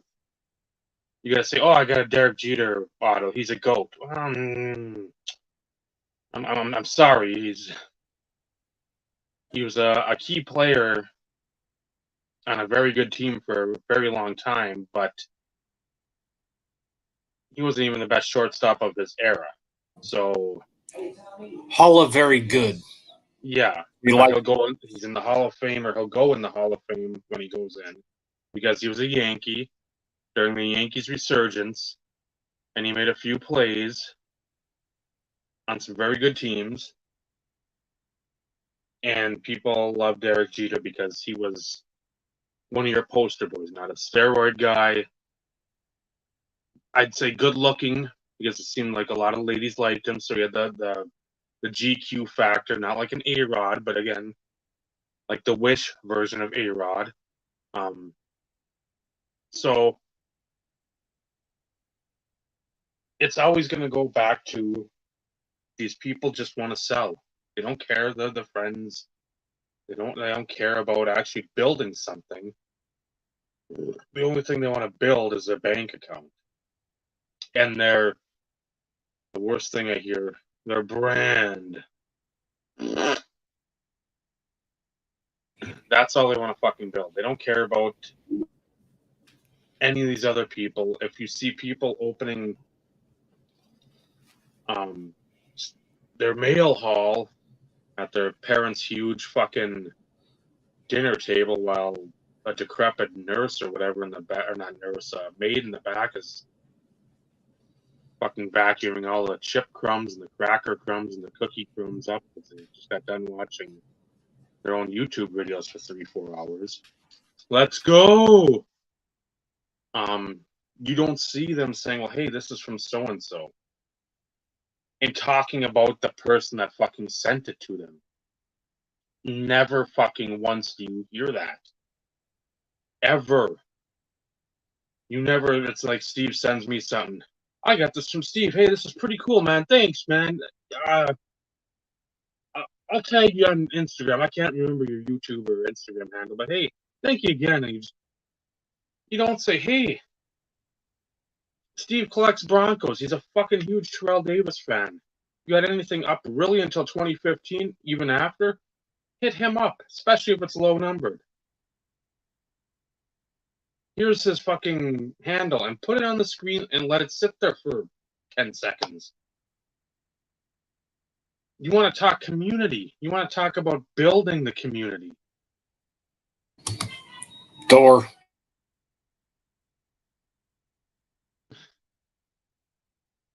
That's points. exactly right. They shut the door in building. They don't care. They don't keep it open. Because that would fucking mean too much work for them. Even if it's another, 5 minutes of editing, 10 minutes of editing, 20 minutes total maybe on the video plus the video time.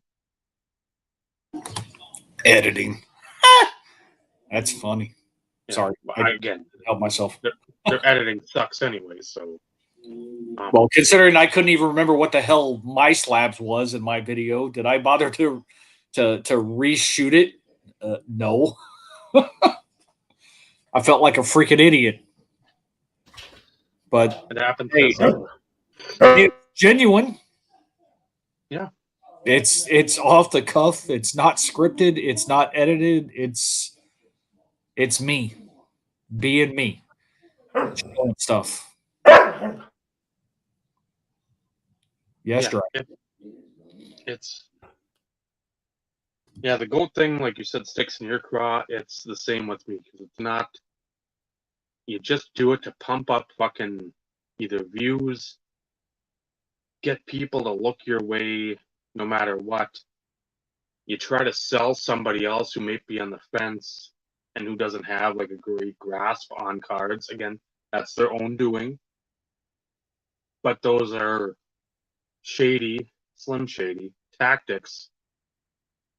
And when people that actually fucking know about the hobby see this shit, we're going to be insanely quick to say, you know what? Dump them. Since he didn't go off video, I figured I'd just drop him real quick, and I'll bring him back because usually he goes off video. Yeah, he's struggling with the buttons tonight. It's This isn't chair, so he doesn't get to. We don't have door. We have chair, but we don't have door. So door is we don't not need door. We've already got fucking chairs, goddamn attitude. So with door, it'd be an open and shut case. that it would. That it would. Nicely done, Dave. Nicely done. Nicely done. But yeah, it's the usual.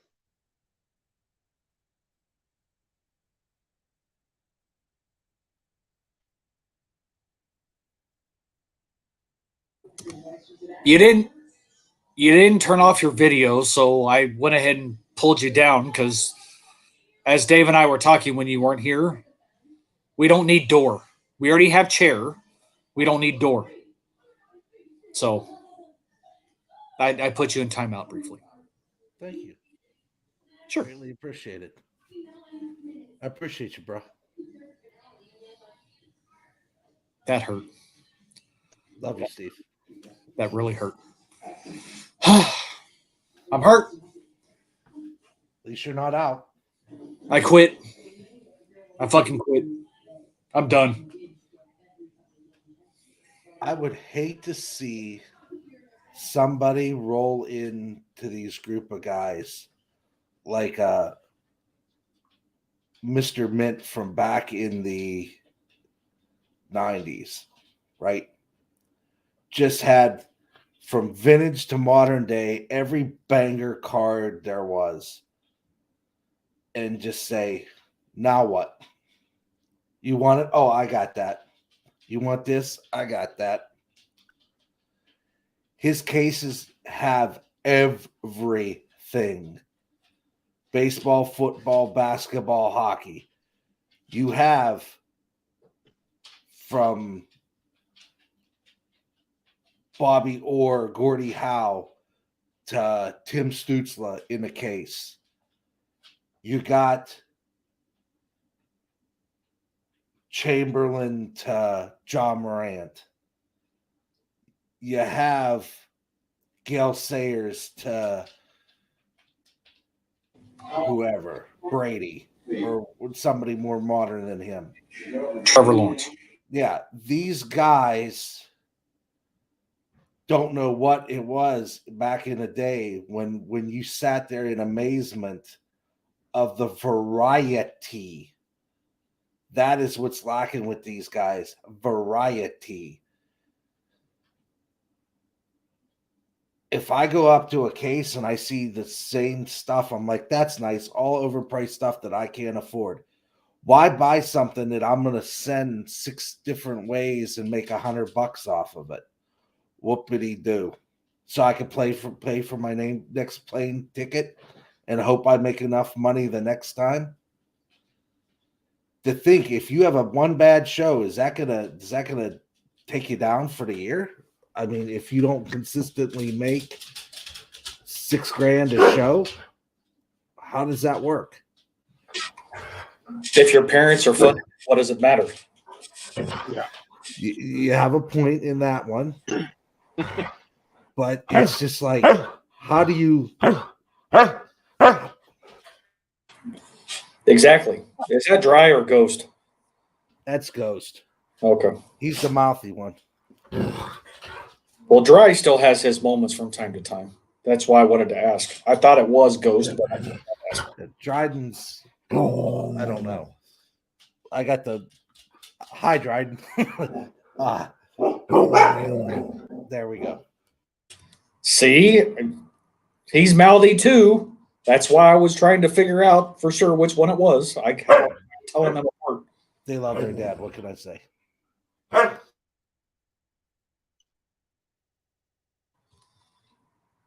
Did you finish your thought process there?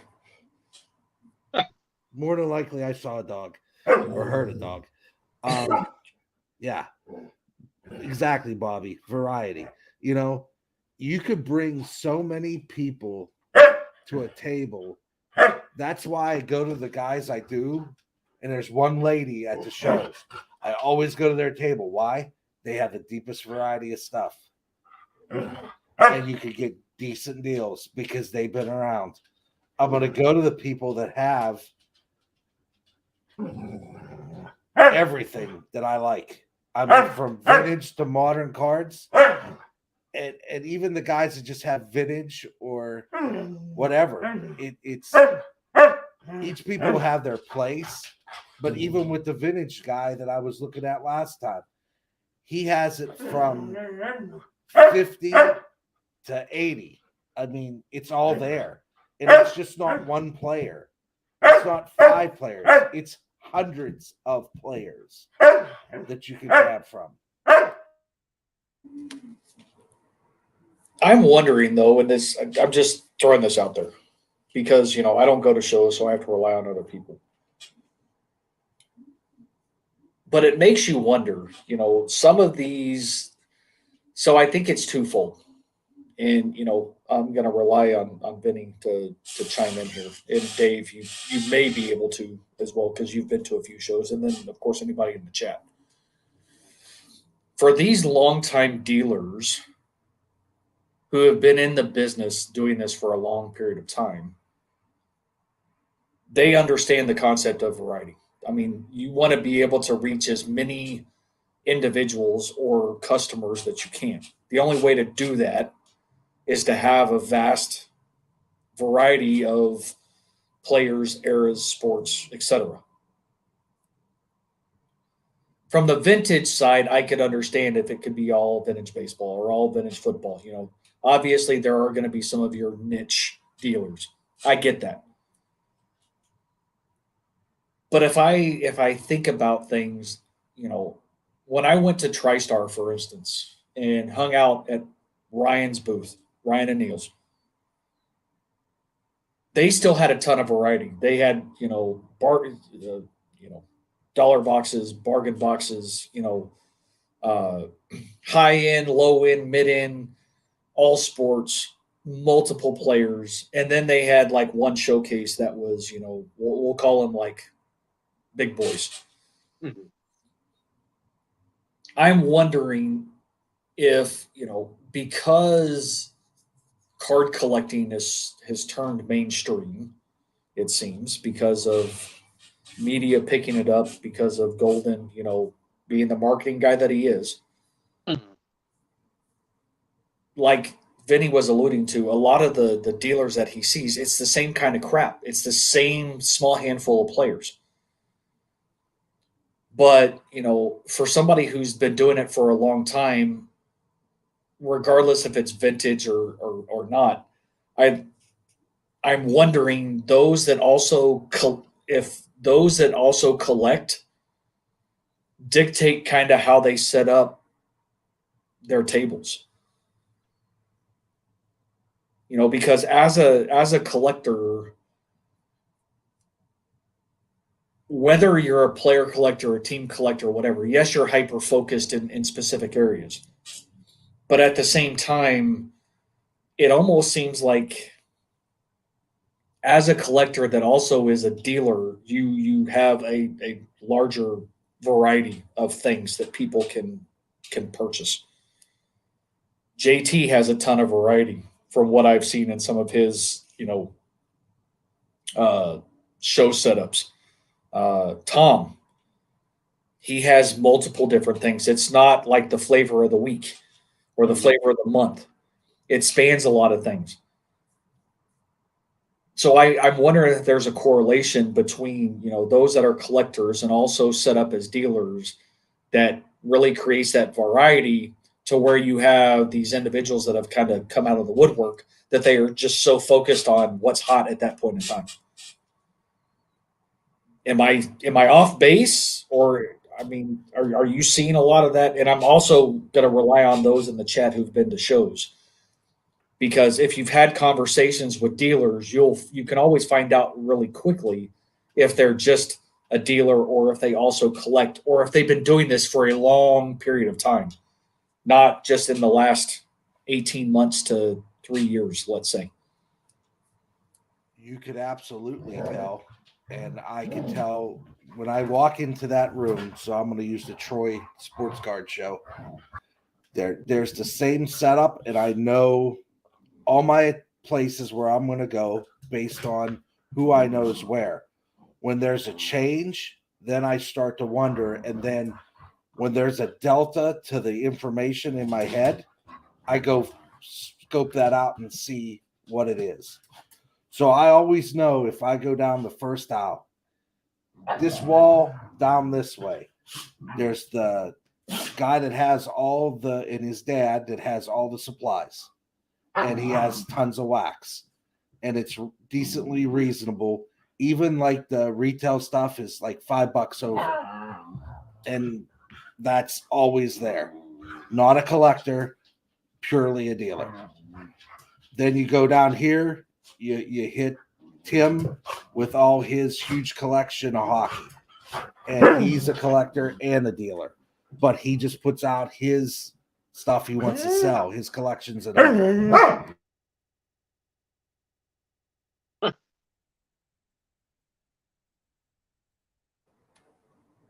Thank You you, can Ellie. definitely tell.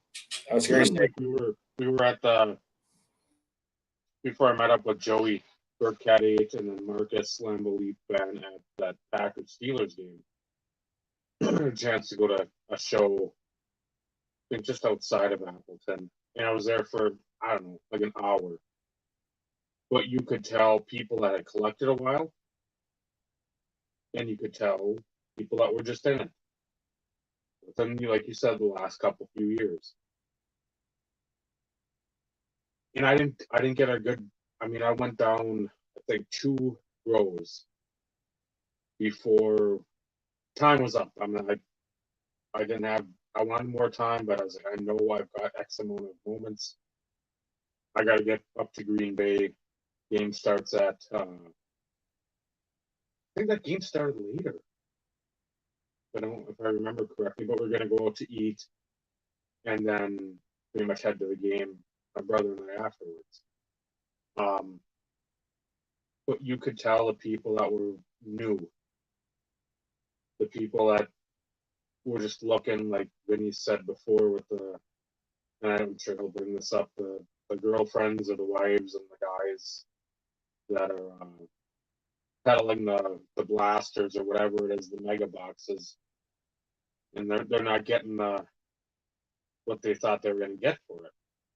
So you run up the credit card, and some of these people are opening it up, and that's, again, don't smoke your own product. They're trying now to sell the stuff. Their showcases are littered with Prism whatevers and Donruss and Optic, and it's like, again, to a younger sect of collectors,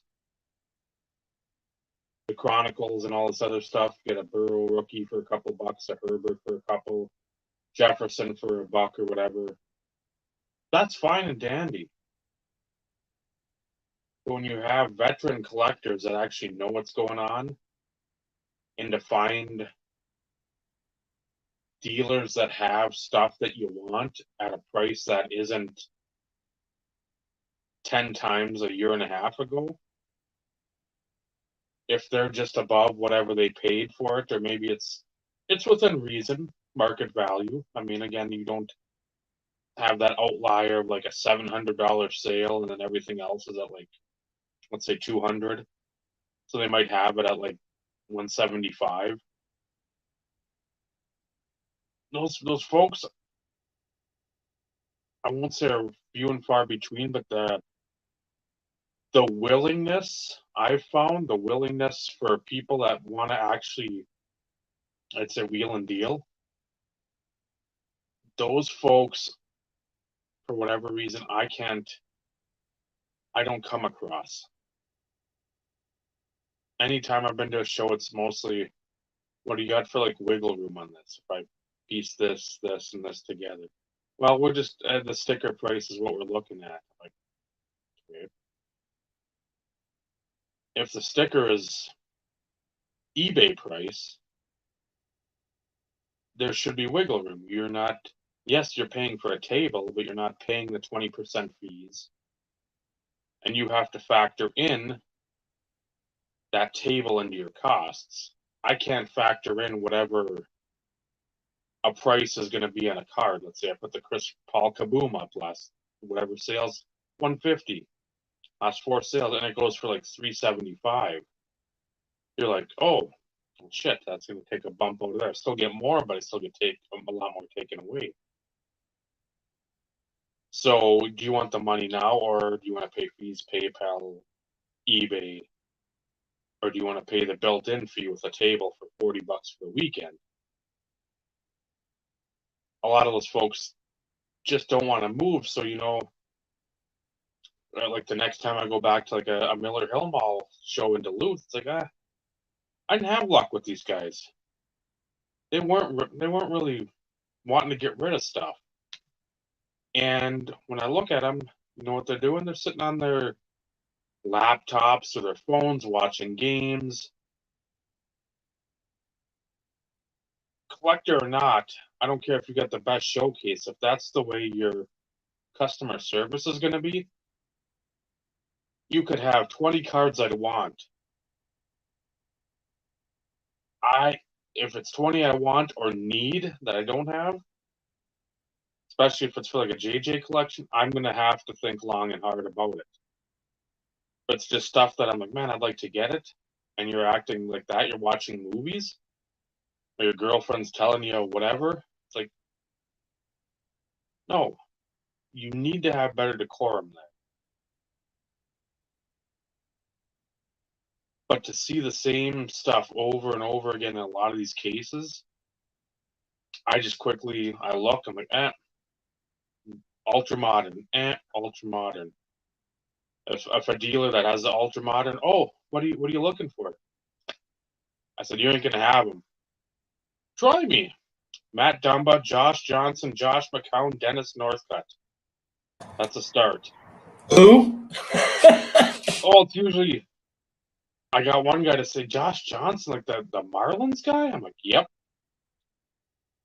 It's like, I might have like a base card or something at home. I'm like, well, I probably have it. Like, no, I don't have any. At least the one guy's like, I know I don't have anything. Instead of, well, let me check. I'm like, come on now. If you fucking have any of those players, you need to kick yourself in the nuts. Why the fuck would you bring them to a show? Seriously. They'd be in the dollar boxes anyways. Yeah. And it's just like, and unless somebody knows me, like at the Duluth show, there's a couple guys that if they come across shit, they'll bring it. And the off chance that I'm there, and then I'll make a deal for it. But it's like, you go somewhere that you go to an away show, an out of town game, nobody knows you. It's not like you're coming there and announcing on like a fucking 18-wheeler, like behind Josh Johnson and stuff. So it gets tiresome when you go to the shows looking at the ultra modern. It just doesn't do anything. I don't want to see case after case of kabooms and fucking downtowns and the prism color blasts and all the same fucking shit. Oh, here's a camo, here's a red ice, here's a blue wave, here's a purple stroke, here's fucking rainbows and shamrocks and whatever fucking else. Like, I don't care about Panini. I don't care about Tracy Hackler. I don't care about it. Toilet There are other flowers. cards out there. Toilet flowers are going to be the next parallel. You watch. Oh, I hope so. Then we can go after him. Gimmick infringement, copyright infringement. I would have to say though, in the ever, and I'm not speaking from experience. I'm guessing here. I feel like it's an educated guess, but it would have to be difficult to be a dealer these days because of the ever changing prices of a lot of the stuff that these people have a tendency to keep in their showcases. It's either that or, LA Pat's brought it up, they may or may not have price tags on some of the stuff in their showcase. Yeah. I'm not going to speak specific to what he alluded to, saying, oh, hey, there's a Josh Allen, hey, what do you want for that? Oh, it's not for sale type situation. But it'd be interesting to see, do they actually price all their stuff, because everything is so liquid that it changes consistently. For those that have been doing it for an extended period of time, and if they have a substantial variety of different things, I could see that their cards may or may not be a little bit more priced to sell potentially, because they're probably spending the time and doing the research. Somebody comes into the space and it's like, okay, well, this card does $100 all day long, and they haven't bothered to look in the last 3 weeks, and it's dropped to 20. They still have $100 price tag on it.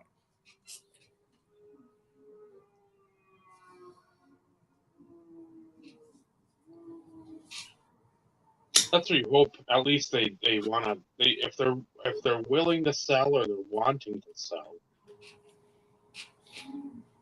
they at least work with you. And you say, hey, last like 3 comps are 28, 20, 23,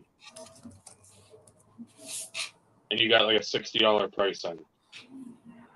And again, this might be over the course of like a couple weeks instead of like one day. It's like, okay,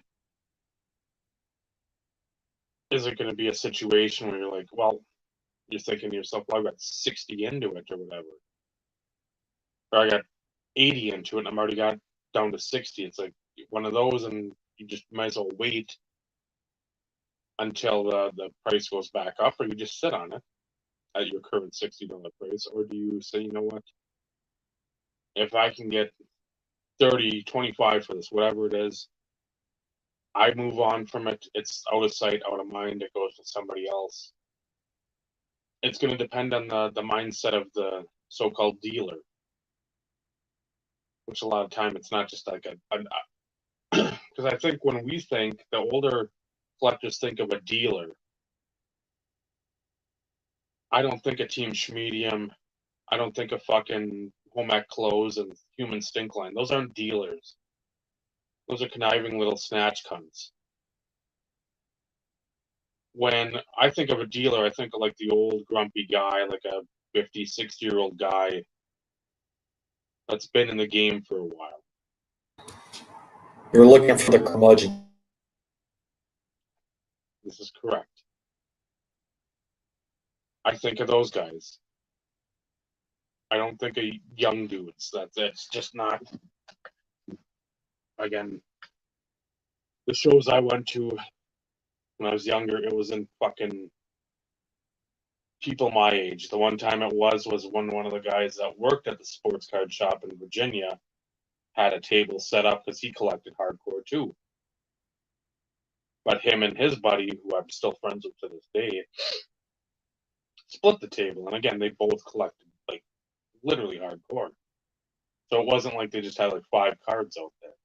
But everybody else, older folks, been in the game forever and a day, didn't usually just have cards. They were, dare I say, a Bobby Burrell starter kit. They had knickknacks. They had this and that. They had O&Es, odds and ends. But they had cards as well. And that's not something you see a lot of today. It's a lot of younger folks our age and usually younger that are the dealers. And it's basically 98% cards. You don't see bobbleheads, you don't see pennants, you don't see just like team-based anything, posters, whatnot. You don't starting lineups. You don't see any of that at these shows anywhere. I know it's bulkier to carry. I know this. But in the same vein, that's a lot of the time how you get some sales. People don't see the same shit. At some point, you have to offer something different. Have a tub full of fucking, even if they're beat up, G.I. Joes, Matchbox cards, wrestling figures, something where people are like, oh, because you're looking at cards all day, but a lot of the time, a lot of us do get burnt out. You sit there and look through cards. It's like, it's fun, but let me look at something else. Old Sports Illustrateds, old Beckett's, old sports cards, old Tough Stuffs, whatever the case may be. Just something different. So your eyes can just like, hey, what do we got over here? Old baseball media guides. I love those.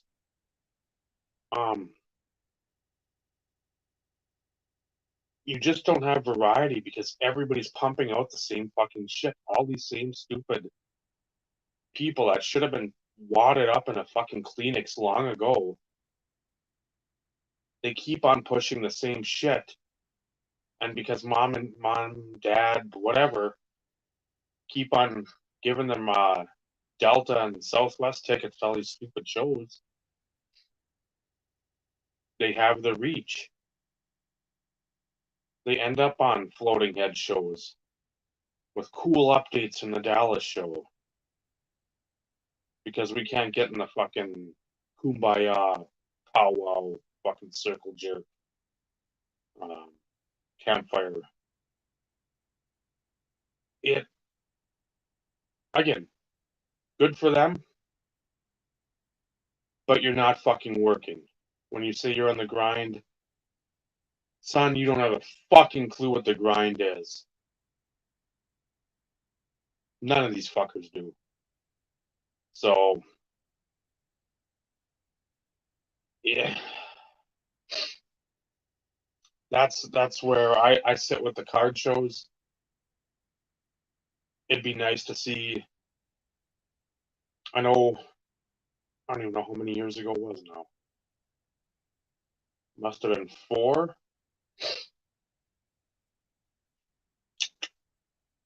3 or 4 when I went to the show in Duluth. And I think the last table I looked at was a bunch of old ECW figures still in the packaging for like $5 each. I'm like, okay. Card wise, it was okay. I picked up some here and there, nothing great. But then think to get 5 figures for like $25. I'm like, all day. I said, bring back whatever that next show. Fucking bring everything you got. I'll buy it all. Of course, the fucker didn't show up, but you can only do so much. But yeah, that's. But I'm different. That's different. Where I like to see that shit. I don't need to see fucking every Panini Prism parallel for everyone over the last 10 years. Because, oh man, they're the best. Those Panini silvers, they're just like those Topps Chrome silvers. They're great. Yep. So, that soapbox retract. That's one of your shorter ones. But then again, you know, I had some lengthy ones. Yes, Vinny. I tried to extend my soapbox, but I got these three. I was gonna say. Normally, they're rowdy tonight. Good Lord. But the other thing is when you go to those shows and they have stuff that you want in that particular era of the 90s, the good thing you could do, early 2000s, we'll add that era into there. Sorry, I was trying to give Eric something to, you know. Here, Eric. Here. Shiny.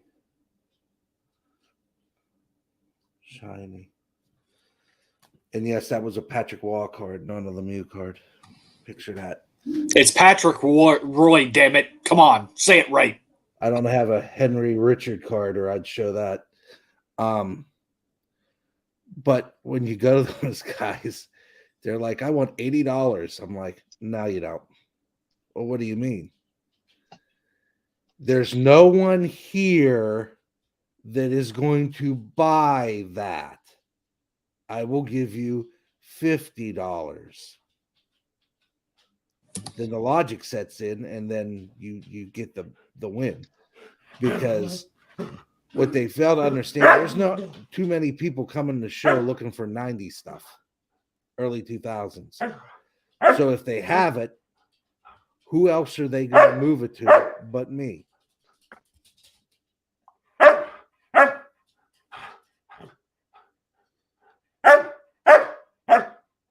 Just a thought. Hold on, Sean.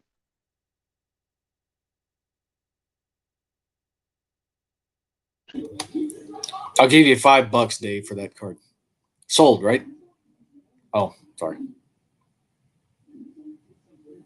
Oh, Yeah, $5. Sold. Now ship it. You don't like hockey. I appreciate you, bro. $5.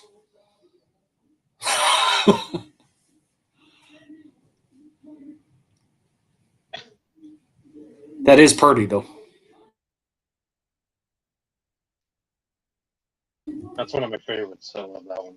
I love that year of Black Diamond. I know you. Was it you? You like the one the year before? Somebody liked the year before more than the 98/98/99. I don't remember which. Maybe it was Carlos. Yeah. Yeah, that sounds right. Because the only thing Lemieux was in was 96, 97. So I didn't get all the beauty of 97, 98, which would have been, it's either a blessing or a curse. So I either am upset that I don't have that stuff to chase, or thank the Lord that I don't have that stuff to chase. It's a double-edged sword, as they say. Yeah, you gripe about it on both fronts, which sucks because you know it's one of those in which if you really love the cards, And that's the one, Paul, if you're still here, I'm an idiot. At some point in your package, it wasn't those other cards. I don't know what the hell those other cards were. so in other words, Dave has to make a video. Which I really haven't done in quite a while. Well, neither have I until I What's sad is I posted it yesterday. I recorded that thing on Saturday. We knew because you didn't open the football yet. That's how I knew, at least. Well, it was actually opened right after I recorded the video, but I posted it on Monday. Potato, potato. Because I know you asked on Sunday how I did. It was disappointing to say the least. I will this is the here, I'll show these real quick.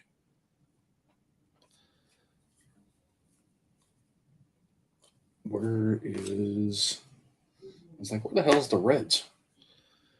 So in those hangers, you get 2 red scopes and 3 purple parallels, and then like just a regular base like chromage. So I ended up getting 2 star-studded, Dalvin Cook and Josh Allen.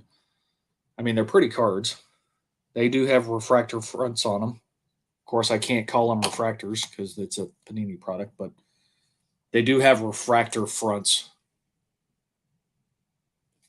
Kyler, Crusade, and then Airborne of Kurt Warner and Kellen Mond. Woohoo! Whoop-de-doo. But then the red scopes, I didn't organize these in any way. But Josh Allen, I mean, they're pretty. Kyler, Devontae Smith, Saquon, Ron,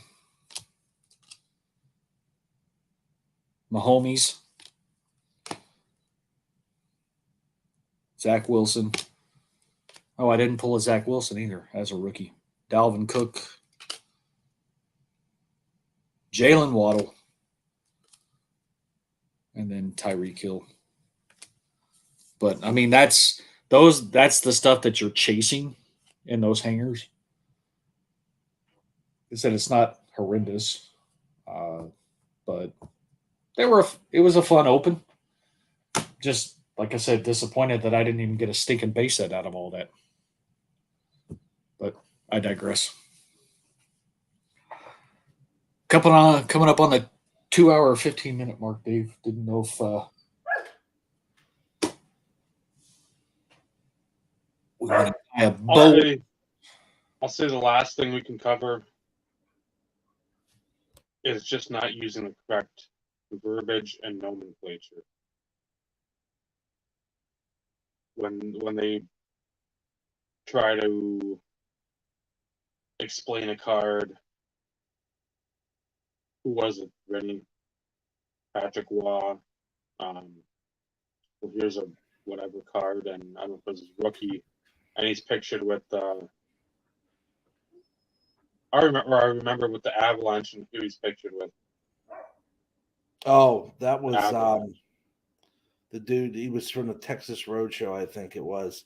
He's like, I remember with the Avalanche. He's with and he's staring at the card, and he's like, that team. I'm like, Montreal? Like, if you don't know, if you're into hockey and you're big on hockey, if you don't know that Patrick Waugh played for the Montreal Canadiens and was drafted by the Montreal Canadiens, that's no. I mean, do you know why he left Montreal? Because the Russian Five put a beating on him so bad that they wouldn't pull him that he got off the ice, and he looked at his coach and he says, that's the last friggin' game I'm playing for Montreal, and he rolled. And then they traded him to the Avalanche, and then that's when what's funny is that thing was caused by the Red Wings, and then the rivalry between the Red Wings and the Avalanche started. Was it because of Patrick Waugh? One may never know, but it sure ended with Claude Lemieux. Do you know any of the history about the game to be able to speak to the cards? Because 9/10 of the No. 9/10, thank you. 9/10 of the understanding behind the cards, it's I should say 50-50. You could know all about the cards you want, but if you don't know the history of the player, it's like no. It's like that's great that you know he played for the Avalanche. But if you only look for Avalanche cards, you'll never find a Patrick Wall rookie card because he played for Montreal.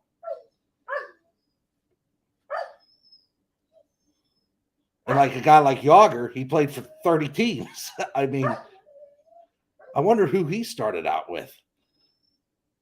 That'd be the Penguins. And okay. So it's just like he was buying up 90-91 OPG premieres. I'm like, dude, they're a dime a dozen. He was buying I think it was OPG Premier. Him or another guy. They were buying tons of them. I'm like, there's hundreds of these. Hundreds, thousands. It was 90-91. It was the year of plenty. And then some. Yeah.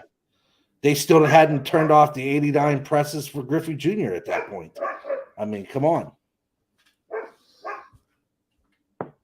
It's like Jeff said, they were judging them in 94, 95-ish, 96, 97-ish, that later part of the mid to late 90s on what sold from 90 to 93 before the strikes, before the lockouts.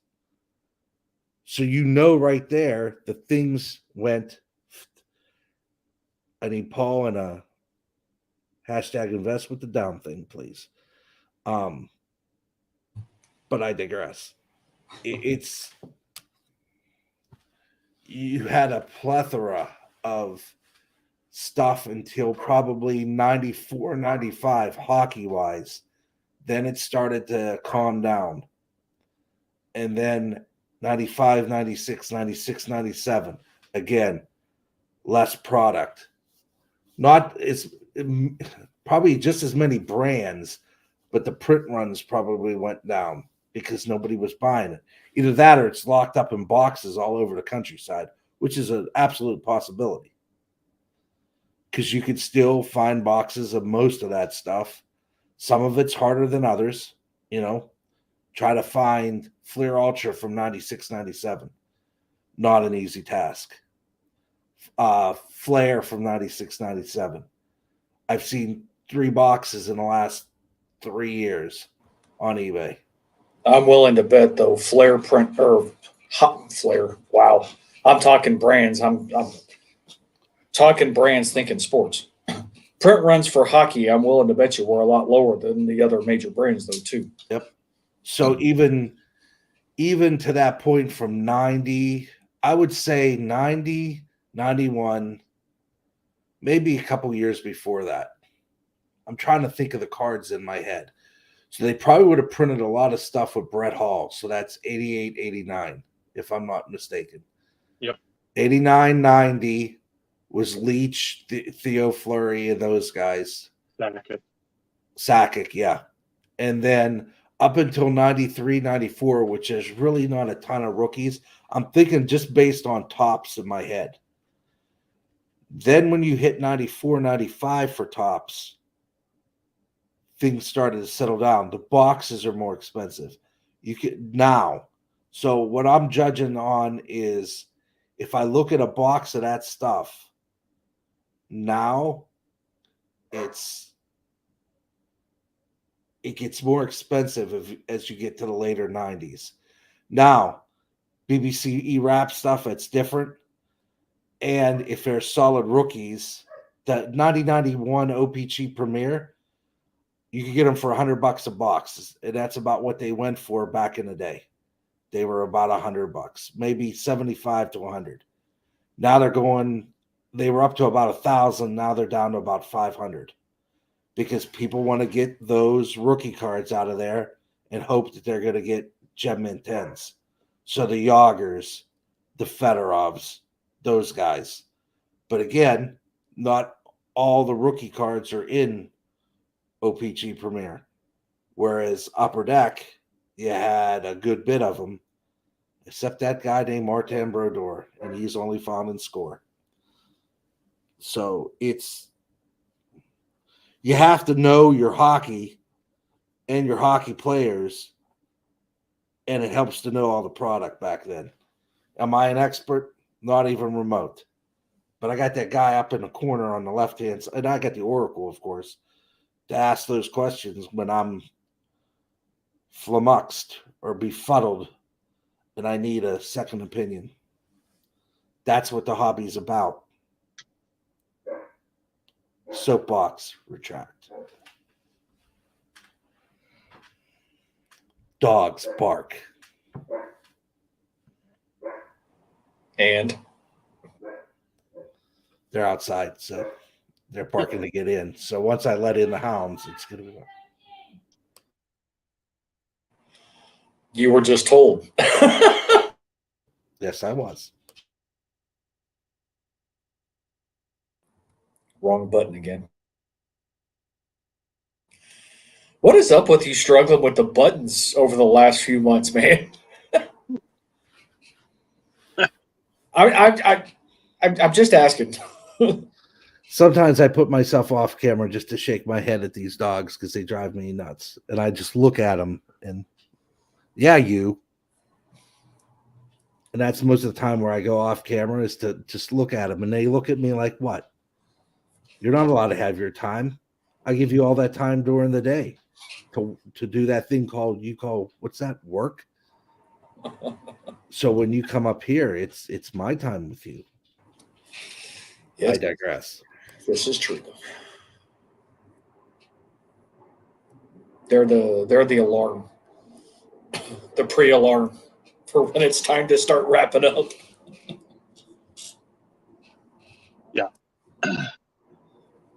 So, thank everyone tonight stopping by, commenting, watching, shaking your head at home.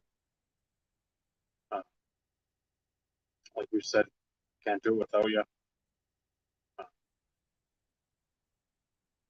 Remember,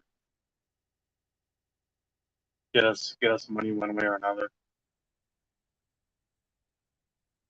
PayPal, Patreon, the OnlyFans. It's up to 0 fans, so we're rocking and rolling. Remember, I thought we were negative. it's not one plane ticket you're going to buy us to go to the Dallas show every month. It's 3. We're a So- package. And we got to stay in like Hilton's too. We can't stay in fucking Motel 6 or Holiday Inn. Sorry, Chinny.